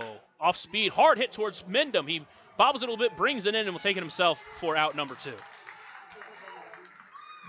Left that off-speed pitch a little bit more in the middle of the plate than you would have wanted, but thankfully that 99 off the bat went right to David Mendham. 5, Michael Ballard. And for Mendham there, knowing he has plenty of time, not worrying about it, not panicking after the ball bobbled out of his glove a little bit. Took his time, brought it in, took it himself. And now with 2 away, it is to Michael Ballard. Got a run in on a ground out his last time up. First pitch, low and away for a ball. Pulled that fastball a little bit. Count moves to 1-0. Wiltsey entering this game came in with a 5.25 ERA. 1-0. Hard hit, but foul. That hook's way foul, but Ballard turned on that one. Just ends up being a loud foul ball. Counts at 1-1.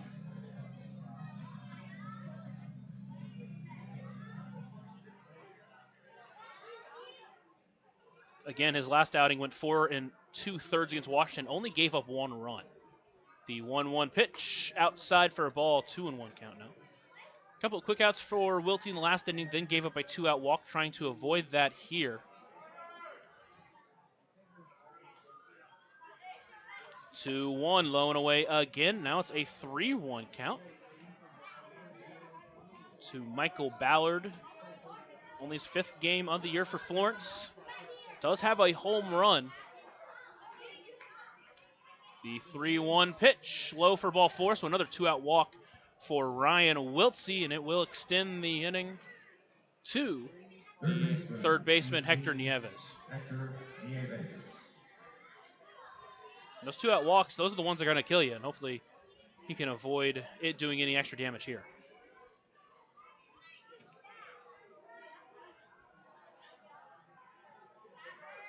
Nieves on the day, he is 1 for 1. First pitch misses inside, and he'll start behind this batter 1-0. All right, first Ballard.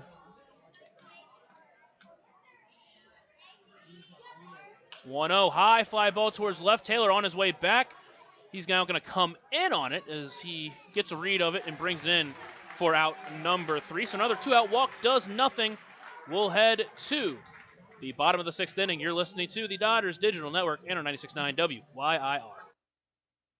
Originally opening in 2004, Jacobs Village has been a home for adults with disabilities, giving these great residents a wonderful opportunity to live life just like you and me. Jacobs Village mission is to continue building a safe, walkable neighborhood community where people with disabilities and older adults can find meaningful relationships, affordable and accessible housing, and activities to keep their bodies and minds engaged. We can't wait to have Jacobs Village at the ballpark on July 3rd for our annual Red, White, and Blue Night. More information on this great community partner is available at jacobsvillage.org. Right now in Vanderburgh County, over 800 children are in the child welfare system waiting for someone to be their voice, and you could be that voice by becoming a court-appointed special advocate, a CASA volunteer. Donating just a few hours a month of your time can change a child's life forever. Vanderburgh County CASA invites you to join them. Stand up, speak out, be for the child, be a CASA. For more information, visit vandcasa.com. That's VANDCASA.com. Carter Hines enters for Florence. Hines on the mound. Zaid Richardson behind the plate. That pitcher-catcher battery is sponsored by The Answer Auto Repair East, located at 2319 North Minerva Road, or call it 812-475-9000. So Hines enters, and the way Magic was pitching, man, it almost feels like a break for Evansville.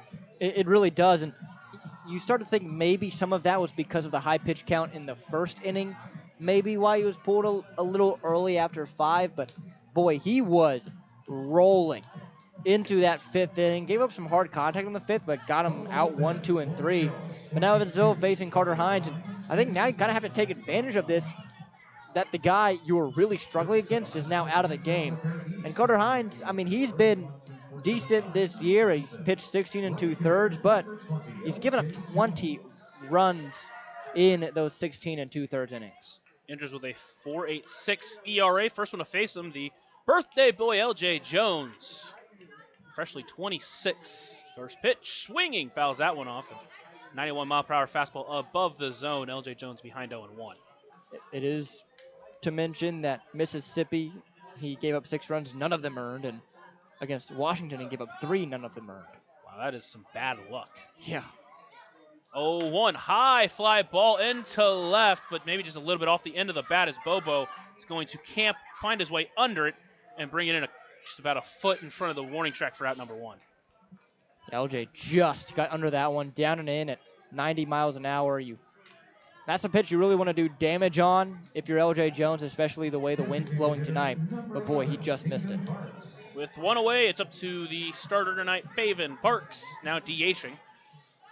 And with Hines, during his college career into his first professional season, never had a walk per 9 rate under 6.7.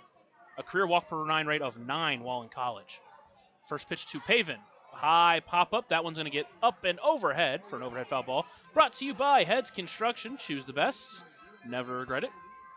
Should note that in his first 2 seasons of college baseball, only pitched a total of 13 innings before pitching 27 total in his senior season. That pitch below the zone evens it up at 1-1. In his first professional season, 20 strikeouts to 14 walks in 16 2/3.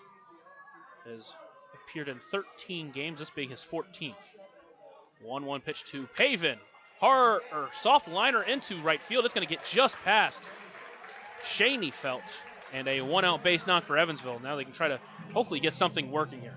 They needed that one. Again, that's just their second hit since that first inning. And that one really ran in on Paven. Somehow was able to muscle it and lofted into very shallow right field for the hit. But sometimes you need those breaks.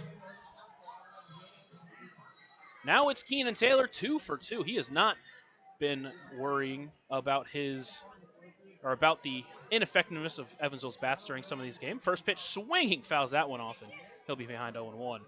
That one was a 91 middle, and Keenan really wanted to get that, but couldn't get to it.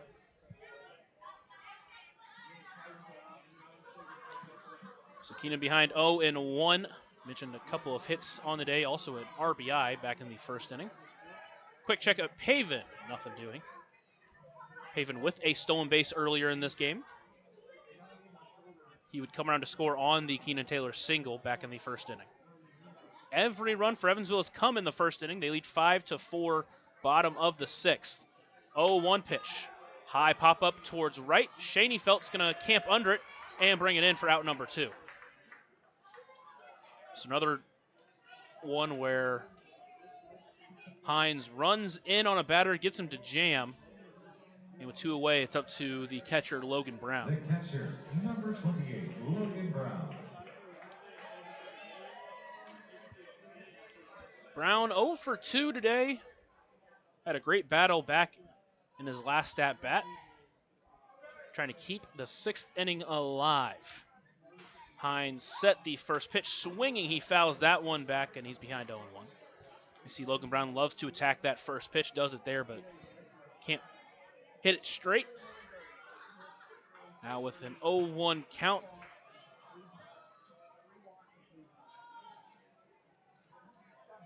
Oh, 1 pitch. Paven takes off. That one is a high pop-up towards left.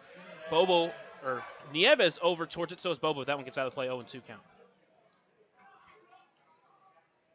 And it's been all fastballs for the most part from Hines. Every single fastball. So now Brown behind 0-2. It's been fastballs all day here for Hines. See if he tries to change it up here. He's from the stretch. Set and delivers the 0-2. Another fastball. That one way up, and now moves to 1-2. You wonder if this is kind of what he has, or if he just isn't comfortable with the off-speed pitch right now. He's got 2 away here. The 1-2 pitch to Logan Brown. A soft looper into center field. In on it is Moreno, but hit a little bit too hard and stays up too long as Moreno brings it in for out number 3. So the Otters do get a hit, but do nothing with it. The Otters still leading by 1 on the Otters Digital Network and on 96.9 WYIR. Ballet Indiana is made up of local ballet professionals, dedicated parents, and community members in order to provide unique and life-enriching experiences for hundreds of young dancers, while carrying out their mission to inspire a lifelong appreciation for dance for both our dancers and the Evansville community. More information on Ballet Indiana and information about their upcoming performances is available at balletindiana.org. Maintaining our independence becomes more and more vital as we age. Swerka and More can help you navigate this important journey by answering your questions and connecting you to free and unbiased community resources and support services. If you are seeking advice for yourself or a loved one, let Swerka be your first call. More information available at swerka.org or by calling 812-464-7800.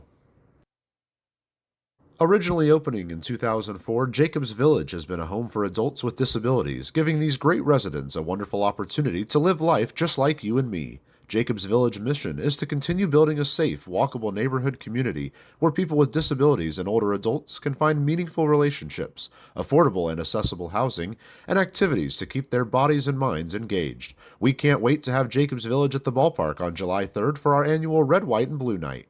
More information on this great community partner is available at jacobsvillage.org. Back here in Bosse Field, top half of the 7th, about ready to get going. Ryan Wiltsey back here on the bump. For those of you that are interested in our conversation earlier about Guardians and Cardinals, well, I guess it's Sonny in Cleveland. Sonny Gray was 1 hit away from a perfect game against my Guardians, and Lucas's St. Louis Cardinals defeat the Guardians 5-0 off the back of that Sunday great performance. Yeah, it's been a lot more fun of a year than the last couple of years as a Cardinals fan. Yeah. Even though it's been up and down a lot, but it's been a lot of fun. Would have been really awesome if he had thrown a perfect game against the Guardians. I'm not gonna lie. Yeah, well, I would have never heard the end of that one. Guarantee it. I don't hold that over you. I'll still hold over the fact that they beat you guys, but I won't hold over the perfect game. I mean, that's just kind of fun to be a part of, don't you think? True. That is true. It'll be Heladio Moreno. Boy, try to say that name 4 times fast. Ryan Wilson, the first pitch to him, swung on and fouled back. It's 0-1. Yeah, there's been so much pain. You know, Michaelis a while back now had a no-hitter through 8 2/3. Waka back in 2013, a no-hitter through 8 1/3 innings. 0-1. Bins in there for a strike. 0-2. Had multiple different Jaime Garcia games where he was so close. Well, the Cardinals around here, a favorite of most. There are some Cubs fans sprinkled here and there. Well, it's just came from Sauget, across the river from St. Louis. A lot of Cardinals fans over there. You'd never expect it. Oh yeah. The 0-2 bounced it about 2 feet in front of the plate. 1-2. Pretty much the entire press box over there, Cardinals fan, felt at home, except of course Jason, their play-by-play broadcaster, recently 1,000 games broadcasted, New York fan. Oof. We have diversity in this booth. A lot of diversity. Is the 1-2 high? It's 2-2. Of fan bases. Of fan bases, we have multiple Cardinals fans, a Royals fan, a Cleveland fan, Mostly AL fans, though. Mariners fan down low. The 2-2 just misses inside. 3-2.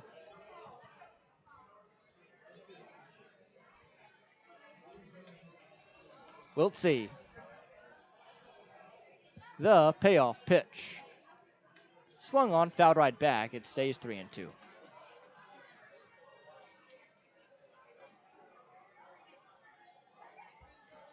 Wiltsey at times has struggled with command in this outing, but he's done a good job at keeping runners off base for the most part, and especially leadoff batters as well.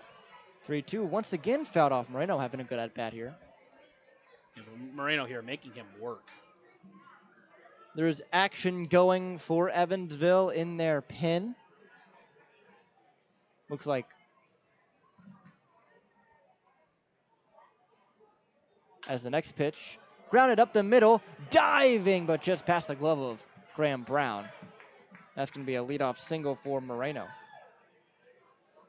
And now we'll see how he works with a leadoff runner on, see if he can work around that to lead to leadoff hitter Shaney Felt. Looks like John Beamer up in the pen for Evansville currently. He was moved to the bullpen over the road trip, and he pitched relatively well. There were some big hits, really just 3 big hits given up. A 3 RBI double, a 2 RBI double, and then a 3 RBI home run that, as I've said many times at this point, went 305 feet in the short right porch in Gateway. A tough one to give up, but it's one that counts the same, unfortunately. 1-0 the count. The pitch. Squares around, places a bunt down, but right behind him. It's 1-1. You know, pitch previous was interesting. We won't get into it. A ball and a strike. I don't know how to look back at that. I'll take your word for it. 1 ball, 1 strike. Nobody out. Runner on first is Moreno. Shaney Felt the batter. There it is. 0-2, I guess is the count. Okay, the pitch. Swung on and missed. Strike 3.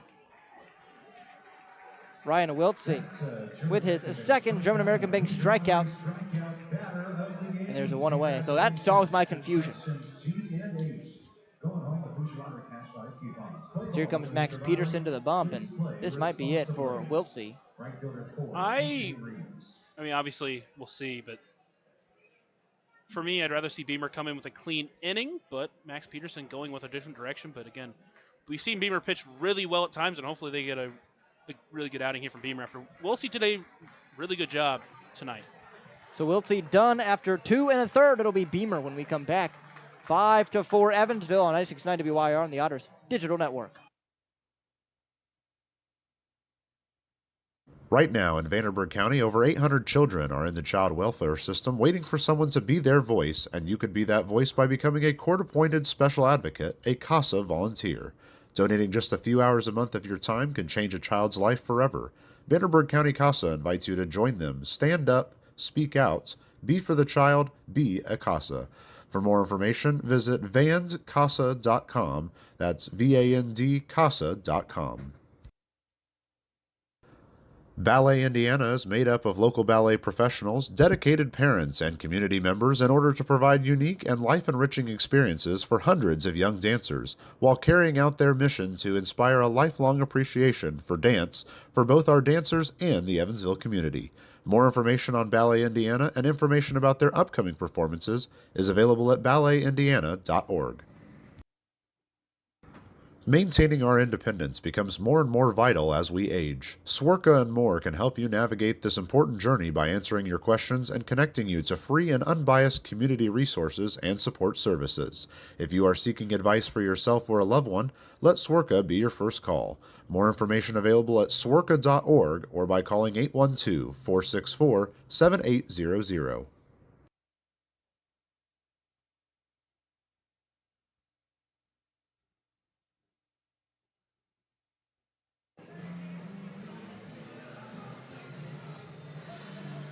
Welcome back in to the top half of the seventh. It's 5-4 Evansville in front. John Beamer is the new pitcher for Evansville. Beamer, the pitcher, Logan Brown behind the plate. That pitcher-catcher battery is sponsored by the Answer Auto Repair East. Find your battery needs at the Answer Auto Repair East, located at 2319 North Twin River Road, or call at 812-475-9000. Beamer began this year as a starter, has since been moved to a bullpen role. We'll see how he does here against Florence, but his last time out, we look at what he did. In his last appearance, went an inning and 2/3, giving up 3 runs, a 3-run homer, a 305-foot homer at Gateway, but did have 3 strikeouts. I will say that was the, looks like it'll be an 0-1 count as a pitch clock violation on TJ Reeves. It was the first 3 hitters of the clean inning he came into. After that, set the next 3 down with pretty much some relative ease. 0-1, now 0-2. Bender falls in. And it felt like he had a little bit more control issues overall while we were on the road, which is a little bit more unusual for Beamer, but back here at home, hopefully it settles it back in out of the bullpen where he was last couple of years for the Otters. The 0-2 swung on and missed, strike 3. Way out in front of the slider. First German-American Bank strikeout for him. And that's exactly what I mean. You're able to be yourself here. You don't have to go through this lineup multiple times. You get to go out there, throw your best stuff for 2 or 3 innings, and then you leave. That is what the best Beamer we've seen all year. And now that he's back here at home, it's a great spot to be in for Evansville. And here's Hank Zeisler. 0 for 2, a walk, a strikeout. First pitch he sees, runner goes outside for a strike. 0-1. Yeah, that one caught the zone there, and I guess Logan didn't really get a clean handle on it, but pitch is still a strike, and you got 2 away here. If you can get this batter here, that runner at second doesn't matter. But that is the tying run, so obviously you want to keep him from scoring. Moreno, the runner at second. Zeisler, a dangerous hitter. 0-1 pitch.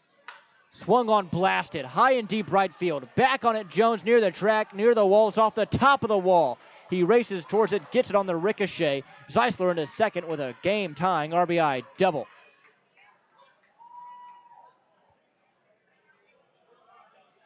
.39th RBI of the year for him. And boy, he ripped that one. Designated hitter 7, Anthony Brown. Yeah, and it looked like LJ didn't really get a great read on it. Didn't really see where it was going to hit, and it would have been a tough play to make at the top of the wall, but with Graham Brown in the infield, usually it's JT Benson out and right, who's been such a great outfielder. You substituted a little bit for this defensive alignment that Evansville has. First pitch now to Anthony Brocato is swung on in a jam shot pop-up into shallow center. Out on it is Cruz, who makes the basket catch for out number 3. So Florence ties it up on an RBI double from Hank Zeisler. We go to the bottom of the 7th, knotted at 5 here on 96.9 WYR on the Otters Digital Network. Here we go. Take me out to the ball game. Take me out to the crowd. Buy me some peanuts and Cracker Jack. I don't care if I never get back, and we'll root for the Otters. If they don't win, it's a shame, for it's 1, 2, 3 strikes, you're out at the old ball game. Nicely done. Now we need some runs. Right now in Vanderburgh County, over 800 children are in the child welfare system waiting for someone to be their voice, and you could be that voice by becoming a court-appointed special advocate, a CASA volunteer. Donating just a few hours a month of your time can change a child's life forever. Vanderburgh County CASA invites you to join them. Stand up, speak out, be for the child, be a CASA. For more information, visit vandcasa.com. That's VAND CASA.com.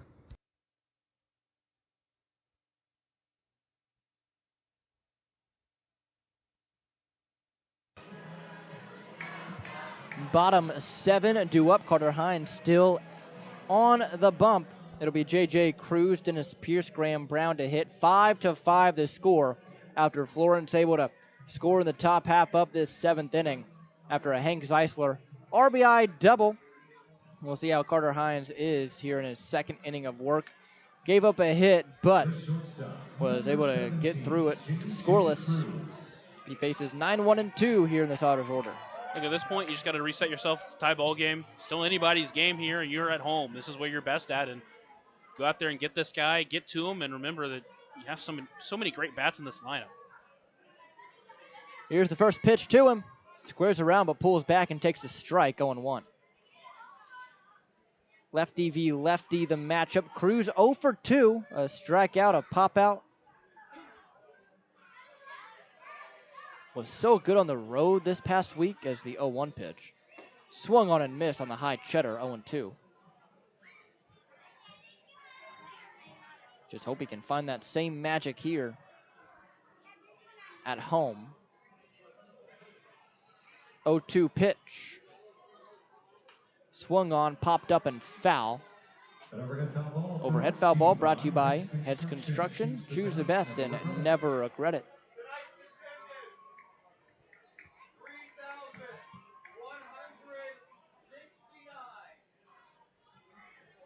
The 0-2 pitch now, lefty v. lefty. Swung on, fouled back again. It's 0-2 still. This kind of feels like the game against Gateway. A little bit, I mean, obviously a different score, but they scored early. They jumped ahead early, and they just couldn't score the rest of the game, and Gateway ended up calling back, tying the game, and eventually taking the lead or winning the game on a walk-off. 0-2 swung on, lifted in the air, shallow into left. Is going to drop down in front of Bobo for a base knock. J.J. Cruz just flung the bat out there on a down and away fastball and somehow found green grass. And the Otters with a leadoff knock. Yeah, and when you're hot, it feels like anything and everything can go right. And right there is one of those situations. 91 low and away, just stuck his bat out there and placed it perfectly out in left field. Now Dennis Pierce, he is 1 for 3. And just a note, still all fastballs here from Hines. I feel like you're gonna have to switch it up now at the top of the lineup. First pitch Pierce sees is a fastball that he fouls right back. 0-1. You just don't really think you can stick with just fastballs with how good this top of the lineup is. We'll see if they sit on it. Especially with the right-handed hitters due up. The 0-1. Pickoff throw, not in time, and it gets to the wall. Cruz hustling to second. He's going to stay there. So a lazy pickoff move from the pitcher and Hines leads to J.J. Cruz now in scoring position. Yeah, and obviously, it was a little bit high of a throw, but man, if you're Zeisler, you got to bring that in. That was directly to the glove. You've got to catch that.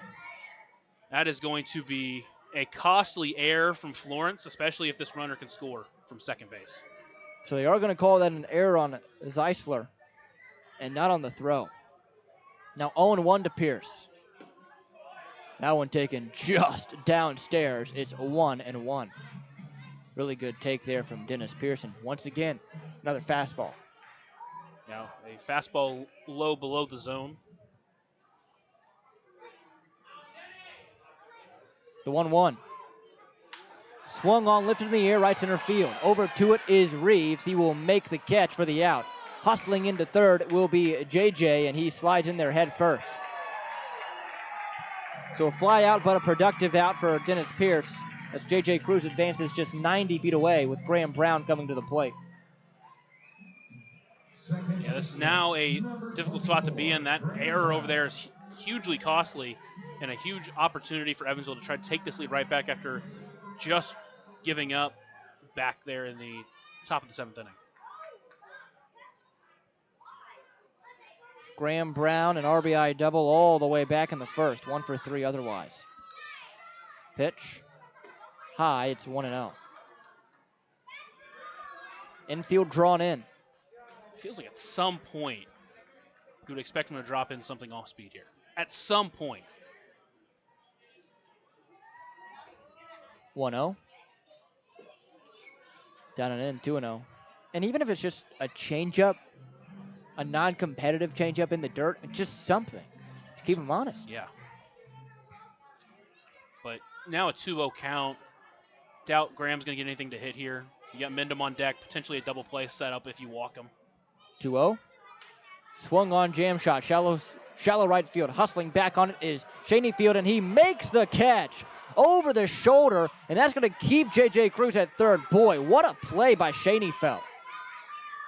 I don't know how he managed to come back in on it like he did, to track it like that. And that is a unfortunate out number 2. Looked like Graham was just sitting anything he could make contact with. Didn't want to get walked, and that jam shot, if he drops that, Cruz was heading home. He wasn't waiting for the catch because he knows if he does catch that, he's not making it home anyways. So he was halfway home already. So if he drops that, a run does score. Now here's David Mendham. Sucks now because now you need a hit or a mistake here from Florence to score. And lefty v lefty, the matchup. The pitch. Fastball inside, 1-0. Even with the fastball, it doesn't seem right now he has a ton of control on it. It's very odd the way that Hines is attacking these hitters. 1 ball, no strikes, 2 outs. 5-5 the score, bottom 7. Cruz at third. Mendham the batter, the pitch. High, 2 balls, no strikes. Mendham, a guy who will willingly take his walk here. He's not going to chase anything that isn't a competitive pitch. Especially with Benson on deck. He's already homered in this one. Mendham is 0 for 3. The 2-0. Swung on, fought off foul. It's 2-1. Gave him a pitch to hit, tried to turn on it, but just a little bit under that one. And still got a hitter-friendly count. Try to find a pitch to send into the outfield to score that runner from third.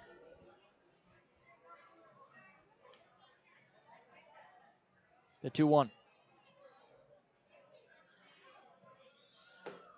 That one catches the outer half. 2-2. So Deuce is wild now. 2 balls, 2 strikes, 2 outs.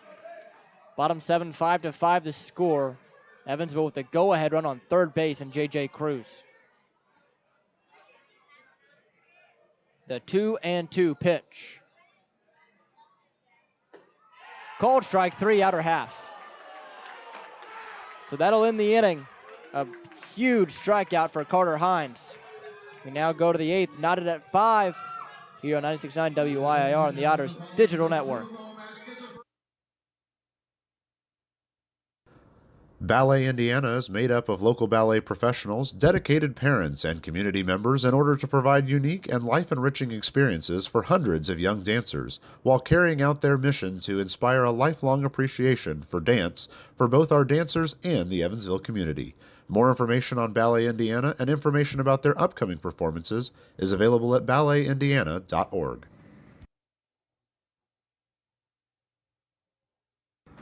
Maintaining our independence becomes more and more vital as we age. Swerka and more can help you navigate this important journey by answering your questions and connecting you to free and unbiased community resources and support services. If you are seeking advice for yourself or a loved one, let Swerka be your first call. More information available at swerka.org or by calling 812-464-7800.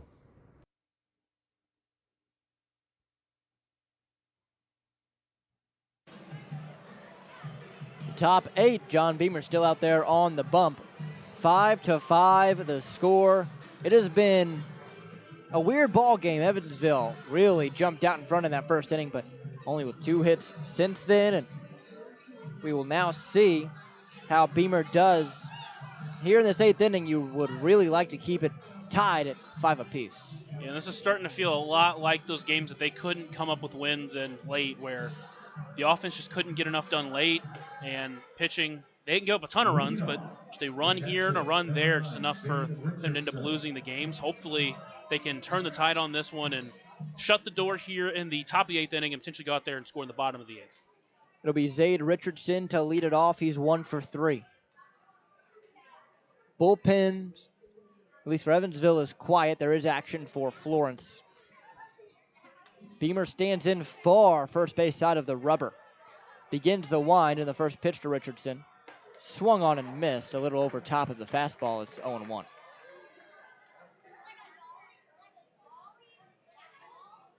So no balls, 1 strike the count. And here it is. Swung on high, pop up behind the dish, but no play. Overhead foul ball brought to you by Heads Construction. Choose the best and never regret it.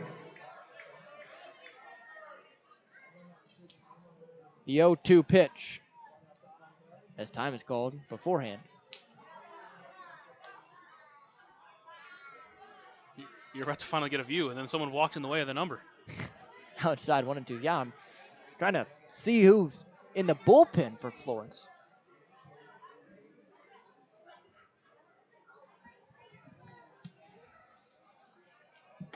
As the next pitch is outside, just missing 2-2. It's Matt Fernandez out there, number 90. Boy, that was an adventure. That's what I thought initially, but it's tough to tell here. You're the one with the binoculars. True. My nice Bushnells. The 2-2. Front door, Bender called. Strike 3 on the inner half. German-American Bank strikeout for John Beamer, his 2nd. He just fully buckled Zaid Richardson there. He knew it was a strikeout the moment it hit the zone. A beautiful off-speed pitch. That's the thing with Beamer. He's got a lot of great movement on his off-speed pitch. If he can be consistent with that out of the bullpen, he can be one of those trusted arms out of the bullpen for Evansville after losing top-end guys like Griff Hughes and Nate Wolgemuth. Here's Brendan Bobo. The pitch. Bender finds the zone on the bottom third. It's 0-1.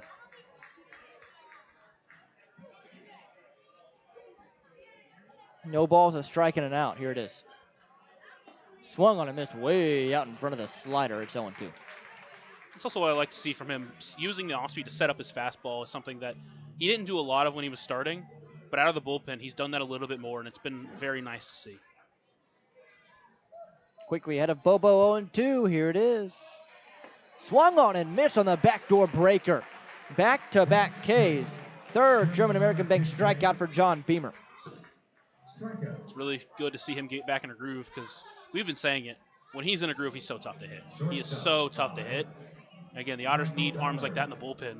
They've gotten some really great starts from their starters, especially coming into this game, at least 4 straight quality starts. It really was the bullpen that they needed a little bit more help from, and Beamer can offer that. First pitch into Ballard is to the backstop. Curveball got away from him there. Count 1-0.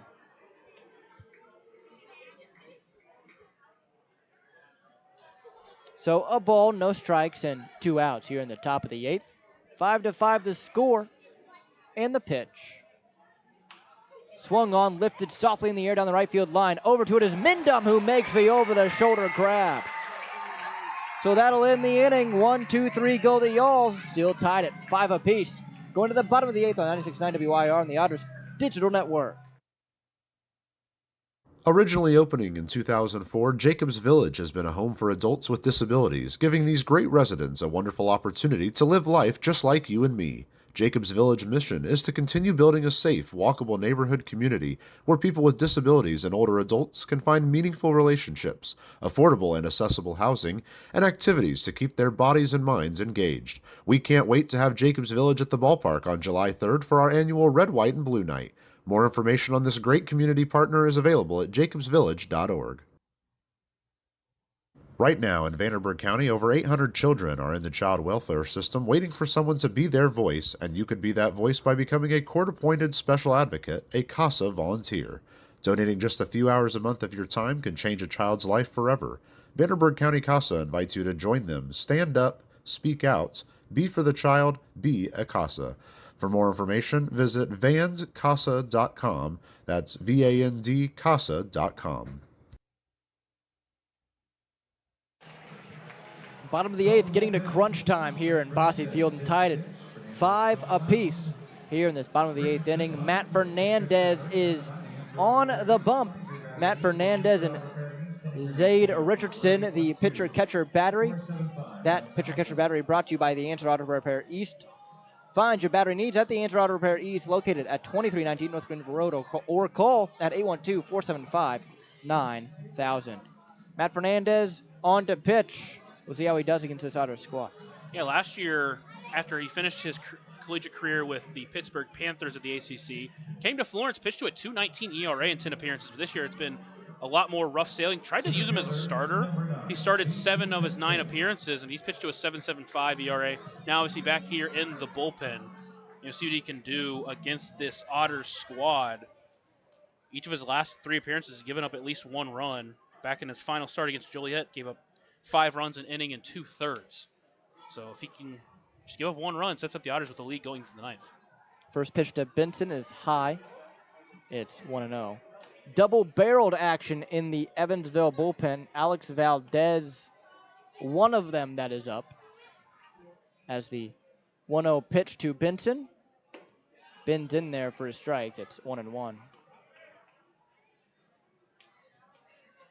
With Valdez, it's been a couple of uncharacteristic games for him. Didn't give up a run in either of those 2 appearances, but one of them gave up 2 inherited runners, allowing them to score. Check swing strike on a ball that bounced 5 feet in front of the plate. It's 1-2. And then the other one, obviously, the game against Gateway, where he gave up the leadoff double, and then on the sac bunt attempt, he tried to make a throw over to first that sailed over the first baseman, allowing that runner to score from second. Didn't count as an earned run, but still, it's one of those where it's uncharacteristic of him. The 1-2. Swung on and missed, tied him up on the fastball. It's going to be a strikeout for Fernandez, his first. The other arm up in the bullpen is Casey Delgado. So Delgado and Valdez, the 2 warming up for Evansville. Florence, it's quiet. As LJ Jones comes in, the birthday boy is 0 for 3. Just missed a home run in his last at-bat. Just a little bit off the end of the bat. See if he can do something here. Awaits the first pitch. Here it is. That one missing down and away for a ball, 1-0.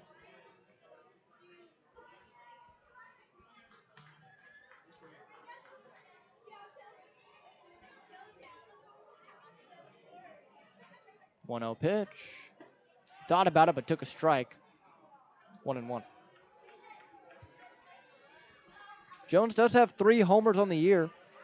23 RBI. After struggling to hit that first one for about a month and a half, he has found that power stride over the past week or so. The pitch. Swung on, line drive, base hit down the left field line. It'll be cut off by Bobo, holding LJ Jones to a single as he stumbles rounding first. The throw to first base is in time. LJ Jones took a hard turnaround first, took a fall, popped back up and couldn't get back to the bag in time. Goodness. Designated hitter, number 11, Cleveland Parks. Man. It just doesn't get any easier for Evansville Pavin Parks, the batter.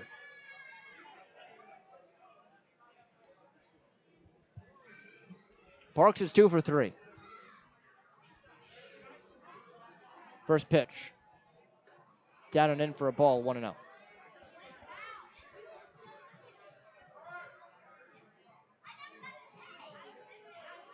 And that one just hurts because there's really no reason to take a big turnover at first. Off the bat, it looks like a typical single there. 1-0 is low, 2-0.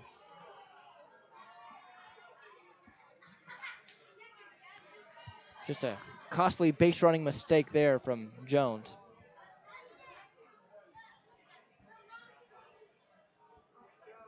Two-0 pitch. That one catches the outside corner. 2 balls and a strike.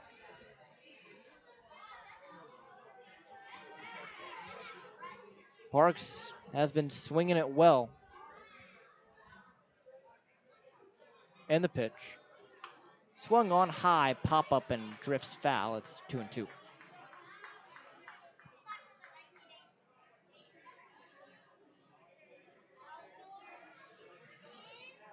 A lot of twos on the board. 2 balls, 2 strikes, 2 outs. 5-5 the score, bottom 8.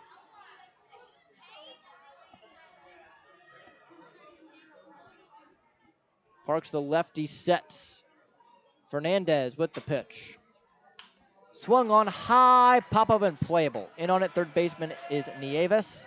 Makes the catch for out number 3. So we go to the 9th, tied at 5 here on the Otters Digital Network at 96.9 WYIR. Ballet Indiana is made up of local ballet professionals, dedicated parents, and community members in order to provide unique and life-enriching experiences for hundreds of young dancers, while carrying out their mission to inspire a lifelong appreciation for dance for both our dancers and the Evansville community. More information on Ballet Indiana and information about their upcoming performances is available at balletindiana.org. Maintaining our independence becomes more and more vital as we age. Swerka and More can help you navigate this important journey by answering your questions and connecting you to free and unbiased community resources and support services. If you are seeking advice for yourself or a loved one, let Swerka be your first call. More information available at swerka.org or by calling 812-464-7800.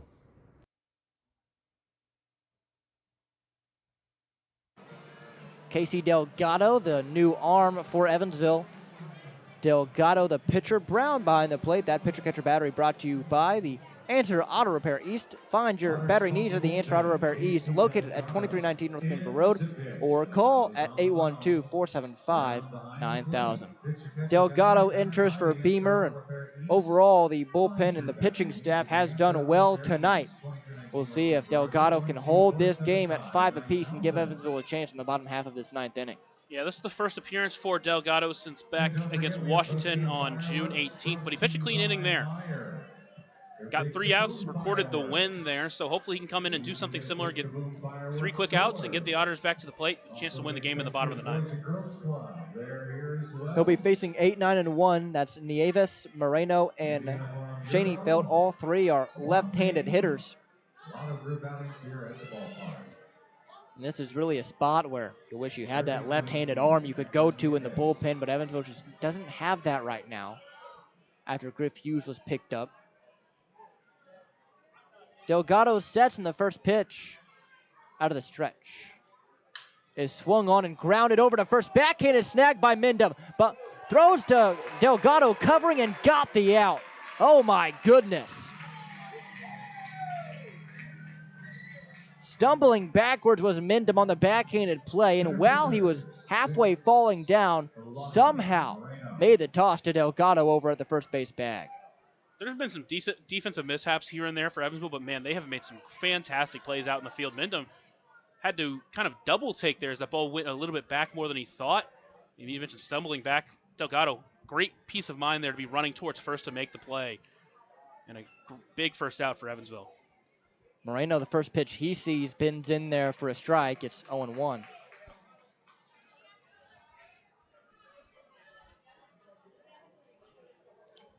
No balls are striking out. 5-5 the score, top 9, the pitch. Bounced it. It's 1-1.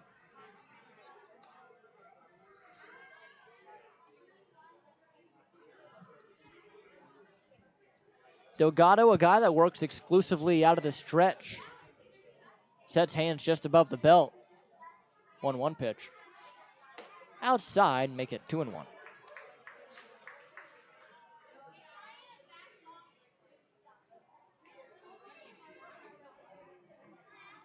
Humid night here in Evansville, Indiana. It's been hot all week, really the past 2 weeks. 2-1. Swung on, fouled right back, make it 2-2. Can't escape the heat, especially when you're playing baseball, that's for sure. And really not supposed to get any cooler. Maybe a little bit cooler by Sunday, but tomorrow 91, Sunday 89. 2-2 pitch. Swung on, grounded up the middle, off the glove of Delgado. Fielding is Brown, throw to first, not going to be in time, so it's going to be an infield single for Moreno. Last couple of outings for Delgado, he's done a good job of getting weak contact, but that time weak contact played to his detriment as it was just a slow roller up the middle. And it would have been a very, very incredibly unlikely play for Graham Brown to make. And now he's got to work through that single. So the top of the order, and Tyler Schoenfeld, who was 1 for 4. He's reached twice on an error and then had a hit. As well as a stolen base. First pitch he sees is a strike on the outer half. It's 0-1.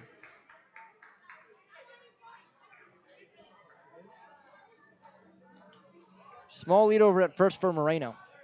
He does have a stolen base tonight. The 0-1 is outside. It's 1-1.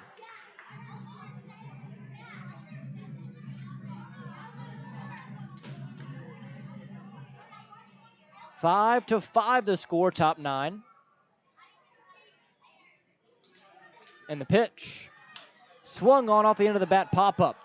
Behind the shortstop position. Cruz back on it, in on it, Taylor. He makes the catch for the second out. So 2 away, and it brings up TJ Reeves for Florence.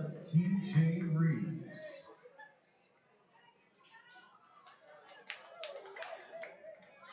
Reeves tonight 0 for 3. He walked and scored all the way back in the first. Since then, a ground out, a line out, a strikeout. Time called as a ball gets away from the Florence bullpen.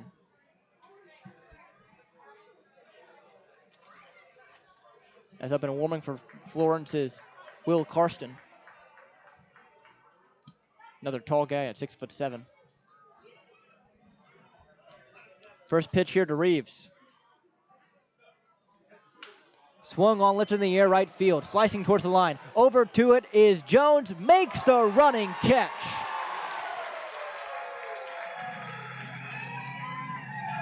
So that ends the top of the 9th. Evansville heads to the bottom half. They score 1, they win it. We're knotted at 5 apiece here on 96.9 WYR and the Otters Digital Network. Originally opening in 2004, Jacobs Village has been a home for adults with disabilities, giving these great residents a wonderful opportunity to live life just like you and me. Jacobs Village mission is to continue building a safe, walkable neighborhood community where people with disabilities and older adults can find meaningful relationships, affordable and accessible housing, and activities to keep their bodies and minds engaged. We can't wait to have Jacobs Village at the ballpark on July 3rd for our annual Red, White, and Blue Night. More information on this great community partner is available at jacobsvillage.org.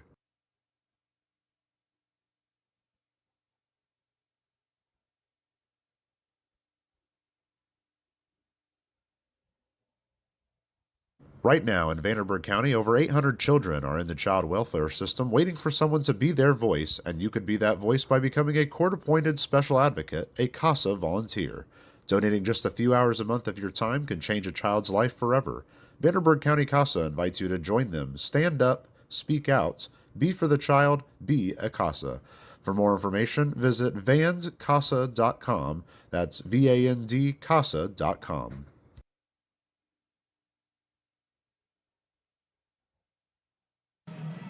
Bottom 9 tied at 5. I guess that's all the drama you really need.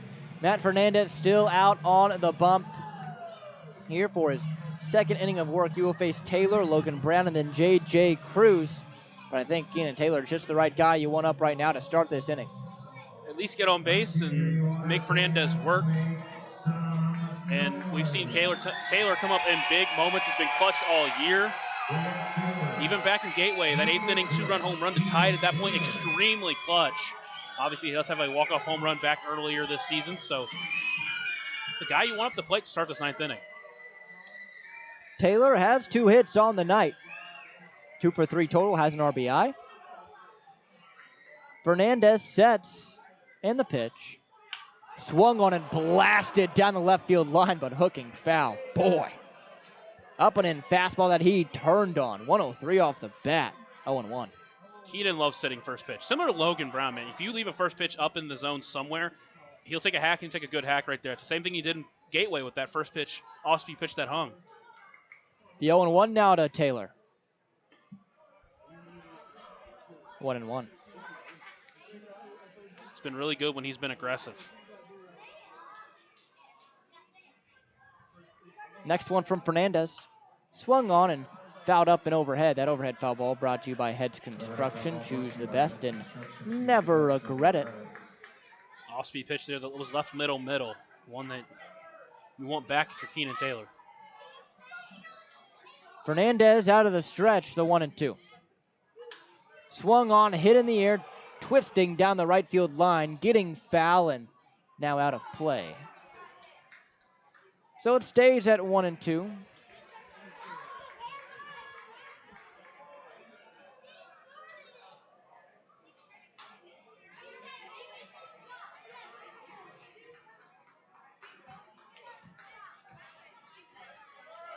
Five to 5, bottom 9. This 9th inning just getting started. Nobody out. The 1-2 in the dirt. 2-2 now the count.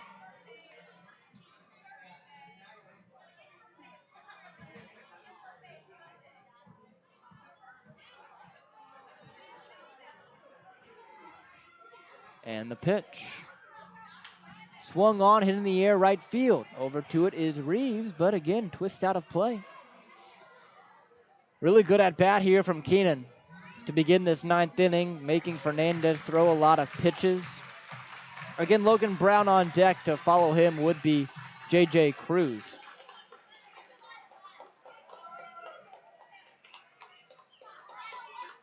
Fernandez again, the 2-2. Swung on, line drive into center. Over to it is Moreno, back and makes the catch for the first out. Good contact for Keenan Taylor there, but another one that just went directly to an outfielder. Good swing on a 2-strike pitch that was down below the zone, but unfortunate way for that one to end. Now it's Logan Brown.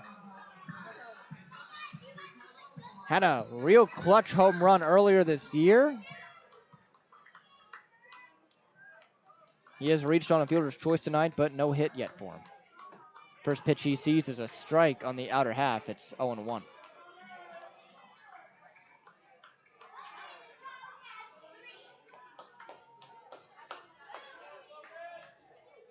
The pitch. Swung right through it. Make it 0-2. Last game Evansville went to extra innings was against Florence on May 31st. The 0-2 in the dirt. It's 1-2. And that one was clinched because of a 2 RBI single from Graham Brown in the top of the 10th. And hopefully we won't need that tonight. Yes, true. Got a couple of hitters that have been clutch this year in Logan Brown and J.J. Cruz. The 1-2. Checked his swing on a pitch that was down and in. It's 2-2. And after Cruz, the top of the order due back up. You want to know who the winning pitcher and the pitcher got the save in that game was? Let me hear it. Griff Hughes, Nate Wolgemuth. Well, how about that? Both of them off to better places now. So now the Otters have to figure out what they want to do here in the 10th inning of a ball game. Could be Valdez. Could stick with Delgado after the way he pitched. The 2-2 offering. Just missing down and away, 3-2. Of course that is if we get there. No reason to think we will.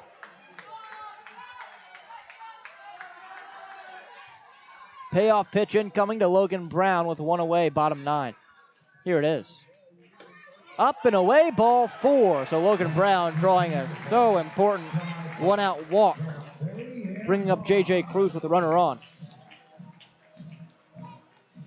It's a patented Logan Brown at bat. Gets behind, battles, and draws a walk. Now the winning run on base. And they aren't pinch running him, but it is a spot where you wouldn't have been shocked to see if they were going to. Fernandez now sets against J.J. Cruz in the pitch. Swung on and missed, way out in front of the changeup there. It's 0-1. A pull shift on Cruz, who is a left-handed batter, so the infield shift is slightly more towards the right side. If he were to bunt down the third base line and keep it fair, it would be a really tough play for Nieves to make. But no one count. The pitch, swung on, blasted, high right field, fairly deep, but Reeves going to make the catch for out number 1. Just a little bit too far inside for him to put it over the fence. That would have been a crazy way to end this one.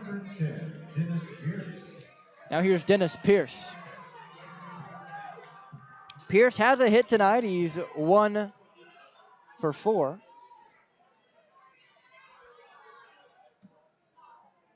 The pitch is in there for a strike on the outer half. It's 0-1.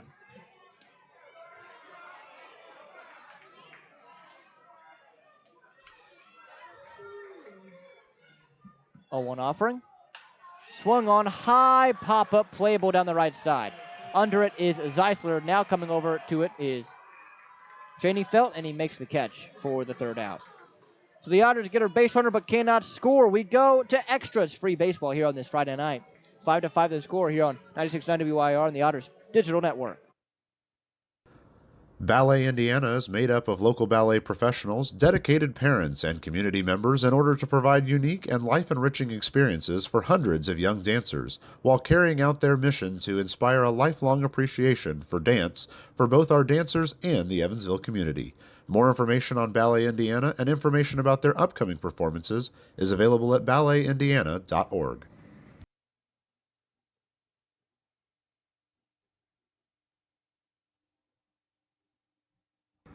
Maintaining our independence becomes more and more vital as we age. Swerka and more can help you navigate this important journey by answering your questions and connecting you to free and unbiased community resources and support services.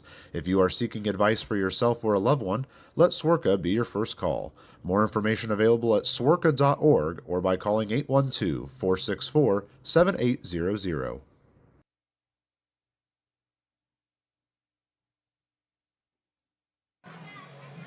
Alex Valdez on the bump here in this 10th inning. We'll see how he does. There will be a runner on second base. That will be TJ Reeves here in the 10th.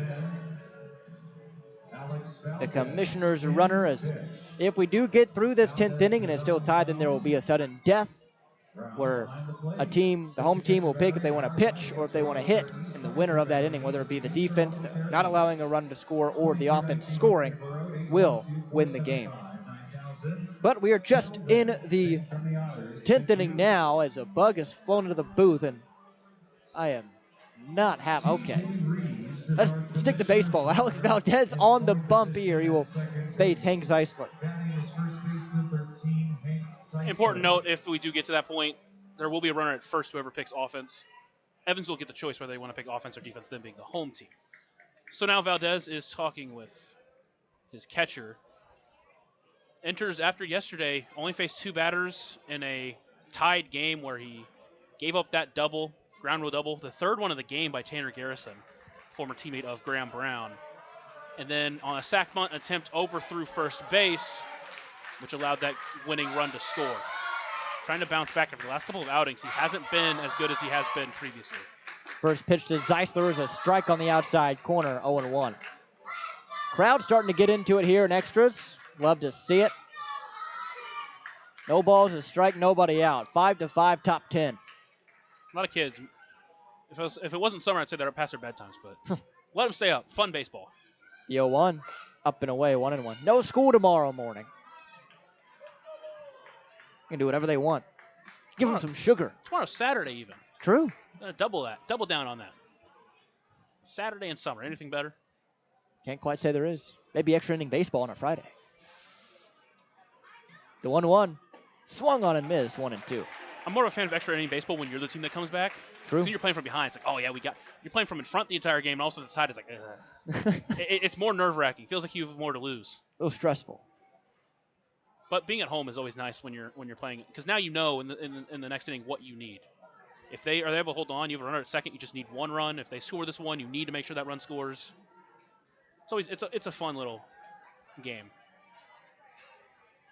The 1-2 from Valdez.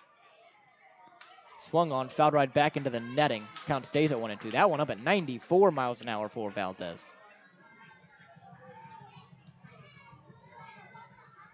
Valdez got as high as 95 in Gateway. Valdez leaning over at the waist. Now sets, hands belt high. And the 1-2. Up and away for a ball, 2-2. Valdez has to make sure he's not trying to overthrow right now. Especially against Zeisler. He will take his walks. He's a dangerous hitter, but he's a slugger that is not afraid to take the free pass. 2-2. 3-2. Missed high. There is a base open. Obviously, you want to make a competitive pitch, but you cannot leave anything over the heart of the plate because 10 home runs already on the year for Zeisler. You cannot leave him something. He already has almost a home run earlier. The payoff. Swung on and missed, strike 3. Blew the high fastball by him. A German-American bank strikeout for Alex Valdez. And that is exactly the place you want to put that pitch. Top of the corner. It may have been called a strike, may not have been, but either way, it would have been so hard for Zeisler to catch up with that one and do anything with it on a pitch that was up in the zone and at the top left corner. Now Anthony Brocato. 1 for 4, a 2 RBI single all the way back in the first. Boy, that feels like ages ago.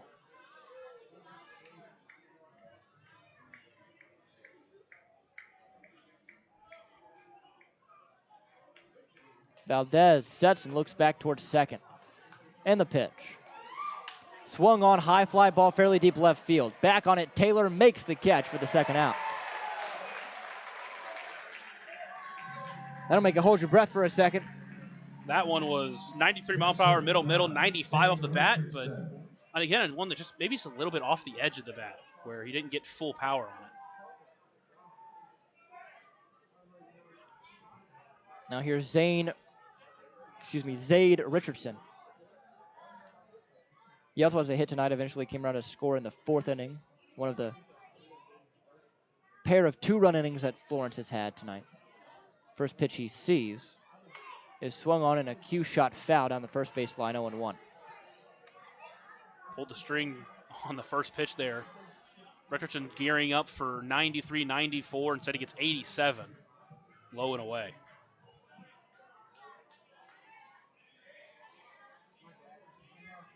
No balls, a strike. 2 outs. The pitch. Swung on, line drive foul down the third base line past the diving glove of Dennis Pierce. Oof. Just foul, too. Also, we were talking about the Sonny Gray outing. Nick Martinez, no-hitter, broken up in the 9th inning. Oof. Has not been a no-hitter yet this year in the MLB. Some might say it's hard to pitch in the big leagues. Yeah. It's only because I haven't done it. True. Hey, put me on the mound. 0-2 now to Richardson. The pitch. Cold strike, 3 at the letters. Alex Valdez works a 1-2-3 10th. We go to the bottom half. Evansville with a chance to win it. 5-5 the score on 96.9 WIR and the Otters Digital Network.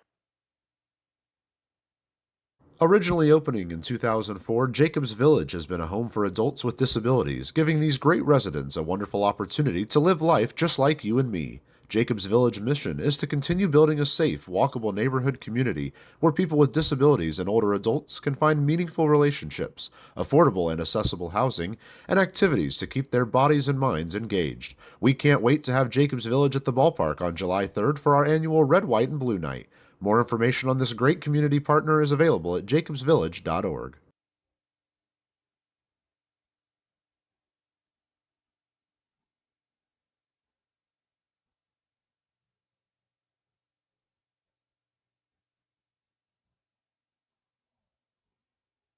Right now in Vanderburgh County, over 800 children are in the child welfare system waiting for someone to be their voice, and you could be that voice by becoming a court-appointed special advocate, a CASA volunteer. Donating just a few hours a month of your time can change a child's life forever. Vanderburgh County CASA invites you to join them. Stand up, speak out, be for the child, be a CASA. For more information, visit vandcasa.com. That's VAND-CASA.com. Well, both teams are calling upon their big guns here. Will Karsten in to pitch for Florence. Boy, he has a tough part of the lineup to get through. Graham Brown, David Mendham, J.T. Benson. The three do up. I wouldn't want any other part of this lineup up in this situation. It'll be Ellis Schwartz at second base pinch running for Dennis Pierce.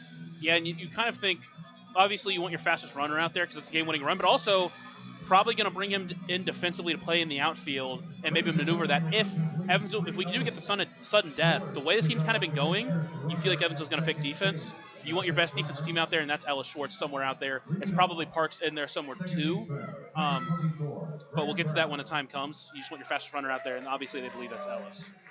Will Karsten, the pitcher. He will face Graham Brown to begin. Brown has a double tonight back in the first, an RBI as well. First pitch he sees is swung on and bounced to third. Fielding it is Nieves. Throw to first is in time. Runner trying to take third. The throw down is not in time. Ball gets away. And the aggressive base running pays off for Ellis Schwartz. You could see Ellis, the moment that ball was hit, he waited, but he knew he was going. The moment that ball was going to be thrown, and the moment it was released, he was gone. A beautiful base running aggressiveness there from Ellis Schwartz. You want to be there with less than one out, and now you have David Mendham to the plate. And if I'm Rhodes, I'm walking him 10 times out of 10 here. See what the official call is. Nothing yet. No pitch to him. Risky. First pitch to Mendham is low for a ball, 1-0. Infield drawn in. I will say, oh, there it is. Yep, now they're going to walk him. First pitch, you throw a ball, see if he chases, but David Mendham's so confident at the plate. He's not a guy that's usually going to chase. There you go. So a Deerhead Sidewalk Cafe and Bar, one of the intentional variety. And now it's J.T. Benson's turn to try and play hero. And this is, oh. Wow. Are they going to pull him? So now J.T. Benson is walked and bases are going to be loaded for L.J. Jones. So a force at any base. And honestly, that makes plenty of sense. The only run that matters is third. Yeah. It does not matter. Whatever the other runners do not matter at all. You place a force at any base. You bring up a guy. L.J. Jones is a great batter, but so is Benson. So is Mendham. So you have to face someone that's going to be a tough out. And why not if you are Coach Cody Rhodes? Sorry, Chad Rhodes. The American Nightmare out there coaching. L.J. Jones will bat. Bases juiced, bottom 10, only one away. They just need that runner in third to score. I was about to say, J.T. Benson's been in the spot before. Gets Gateway, first win of the year. J.T. Benson runs the first and third, single up the middle, wins the game. But instead, it's L.J. Jones in a big spot. Now the crowd getting way loud. The one thing it does do, nowhere to put him. You cannot walk him or hit him here. First pitch, outside, 1-0. The corner's playing in, middle infield, way back.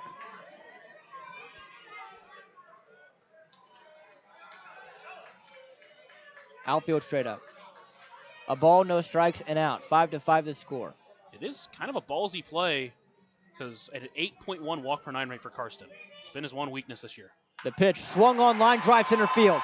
Back on it is Moreno. It's over his head. Let's go home. Schwartz comes in to score.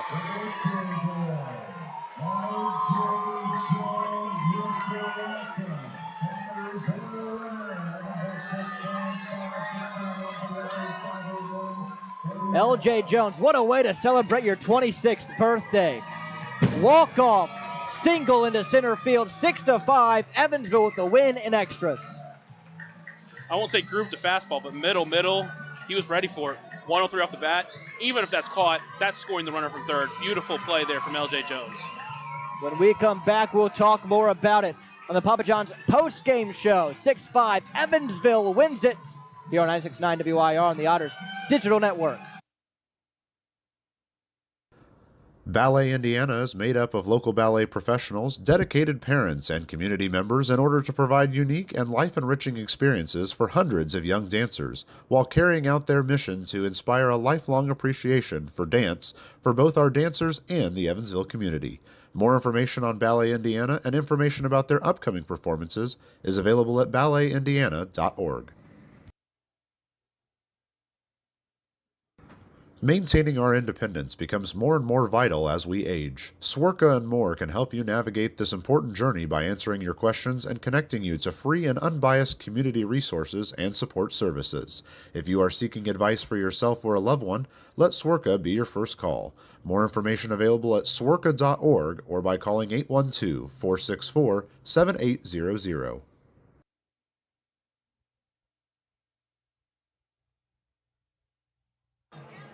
Welcome into the Papa John's post-game show. Papa John's is the official sponsor of the Otters pregame and post-game shows, available every game night, 20 minutes before and 10 minutes after each Otters game on the Otters Digital Network, the home team network, and now on 96.9 WYIR. 6-5, the final and 10. Boy, it was exciting, wasn't it? Evansville getting the first win of this huge divisional series against Florence, and they do it in walk-off fashion thanks to the birthday boy, LJ Jones. And what an at-bat. He took the first pitch that was way outside, willing to wait, and he was sitting fastball. It was at 92, but he was ready for it. 103 off the bat. He had multiple hits above 103 that were taken away from him on this road trip. That one was not, even if it's caught, that's still a game winner. You did your job, and he knew it off the bat. That was ball game, and a huge way to win this one for Evansville. A huge start to this series. And what a job that this whole pitching staff really did to keep them in this ball game. The bullpen came in and did great. Wiltsey did give up that one run to tie the game, but went 2 1/3 and pitched well. Beamer went 1 2/3, pitched well. Delgado, Valdez with a huge 10th inning. I mean, overall, this pitching staff did exactly what they needed to do tonight, kept the Otters in it the entire way. Yeah, and after that outing from Pavin Parks, where he did go 4 innings and gave up 4 runs, left with the lead, outside of one pitch from Beamer that was thankfully not a home run that scored the run, this bullpen did fantastic. That one hit for Beamer is all he gave up. He looked great other than that, 3 strikeouts. Delgado came in, pitched another clean inning where he just gave up a lot of soft contact. And then, of course, Valdez, a huge bounce-back performance for him. It had been a couple of, I won't say rough outings. He didn't give up any earned runs, but came in with 2 runners on, trying to keep the lead. Instead, he gave up both those runs and left with the Otters down. And then his game against Gateway, where he gave up that leadoff double and then sailed the ball. Coming back, putting that out of his mind, coming in and pitching fantastic in that 10th inning to get the Otters into the 10th inning. Just needing to score that runner from second. That runner from second being Ellis Schwartz. Talk about that. Aggressive move. The grounder to third by Graham Brown. Waits on it. The throw from Nieves over, and he takes off. And it was a bang-bang play. And that ball dropped. He gets in there safely. And that sets up the entire inning for Evansville. So overall, the offense scoring 6 runs, but only scored in 2 innings here tonight. That being the first and the 10th. It was, you had 2 covers of a book. All the chapters inside were blank, but boy, were the covers nice to look at. Yeah, that first inning was huge for Evansville. They went down 2-0 early, but that bounce back really set the tone. I will admit, the starter from Florence, Majak, he settled in, and he looked fantastic. You know, it's not the way he really pitched all year, but he looked great, and he did his job. But Evansville had enough runs there to at least get it to extra innings, and then they got the job done in extra innings. They absolutely did, and JT Benson with that huge homer that he had in the first inning, a RBI double from Graham Brown. Pavin Parks, the start, also had a 2-hit day, so good day for him as well. Yeah, Pavin Parks went out there and did well, gave up a couple runs in that first inning, bounced back and shut them down for a couple more innings, then gave up 2 runs in the fourth, but that's a good outing from your guy that's, I mean, really look at him as your 5. The Otters have gotten really good outings the last 4 days. The bullpen was, for the most part, really well rested, and they showed it today. They came in, they pitched really well. So he just did enough to keep the Otters in this game, and bullpen came in and did the rest. And that's a fantastic overall game, top to bottom, for the entire team. 6-5, the final. Evansville wins it in 10 innings. You just listened to the Papa John's postgame show. Papa John's is the official sponsor of the Otters pregame and postgame shows available every game night, 20 minutes before and 10 minutes after each Otters game on the Otters Digital Network, the Home Team Network, and on 96.9 WYIR. Tomorrow night, same time, same place, 6:35 for Game 2 of this 3-game set that Evansville so desperately needs to get 2 out of 3 of. Same people as well. Lucas and I will be on the call for that tomorrow night. Lucas, any final thoughts? In a game that felt so similar to the last 3 losses Evansville had. Late, close game. You had a lead, then you gave it up, and then it's tied late. And were those 3 games where you couldn't get it done, where you gave up the leads late, and tonight holding on to it and getting that huge win step forward is massive for this team, and hopefully they can use that momentum going forward. Well, with that, for Lucas Macklin, I'm Riley Angel. Thank you so much for joining us on this Friday night for an Evansville Otters win. We'll talk to you tomorrow, and as always, have a good night.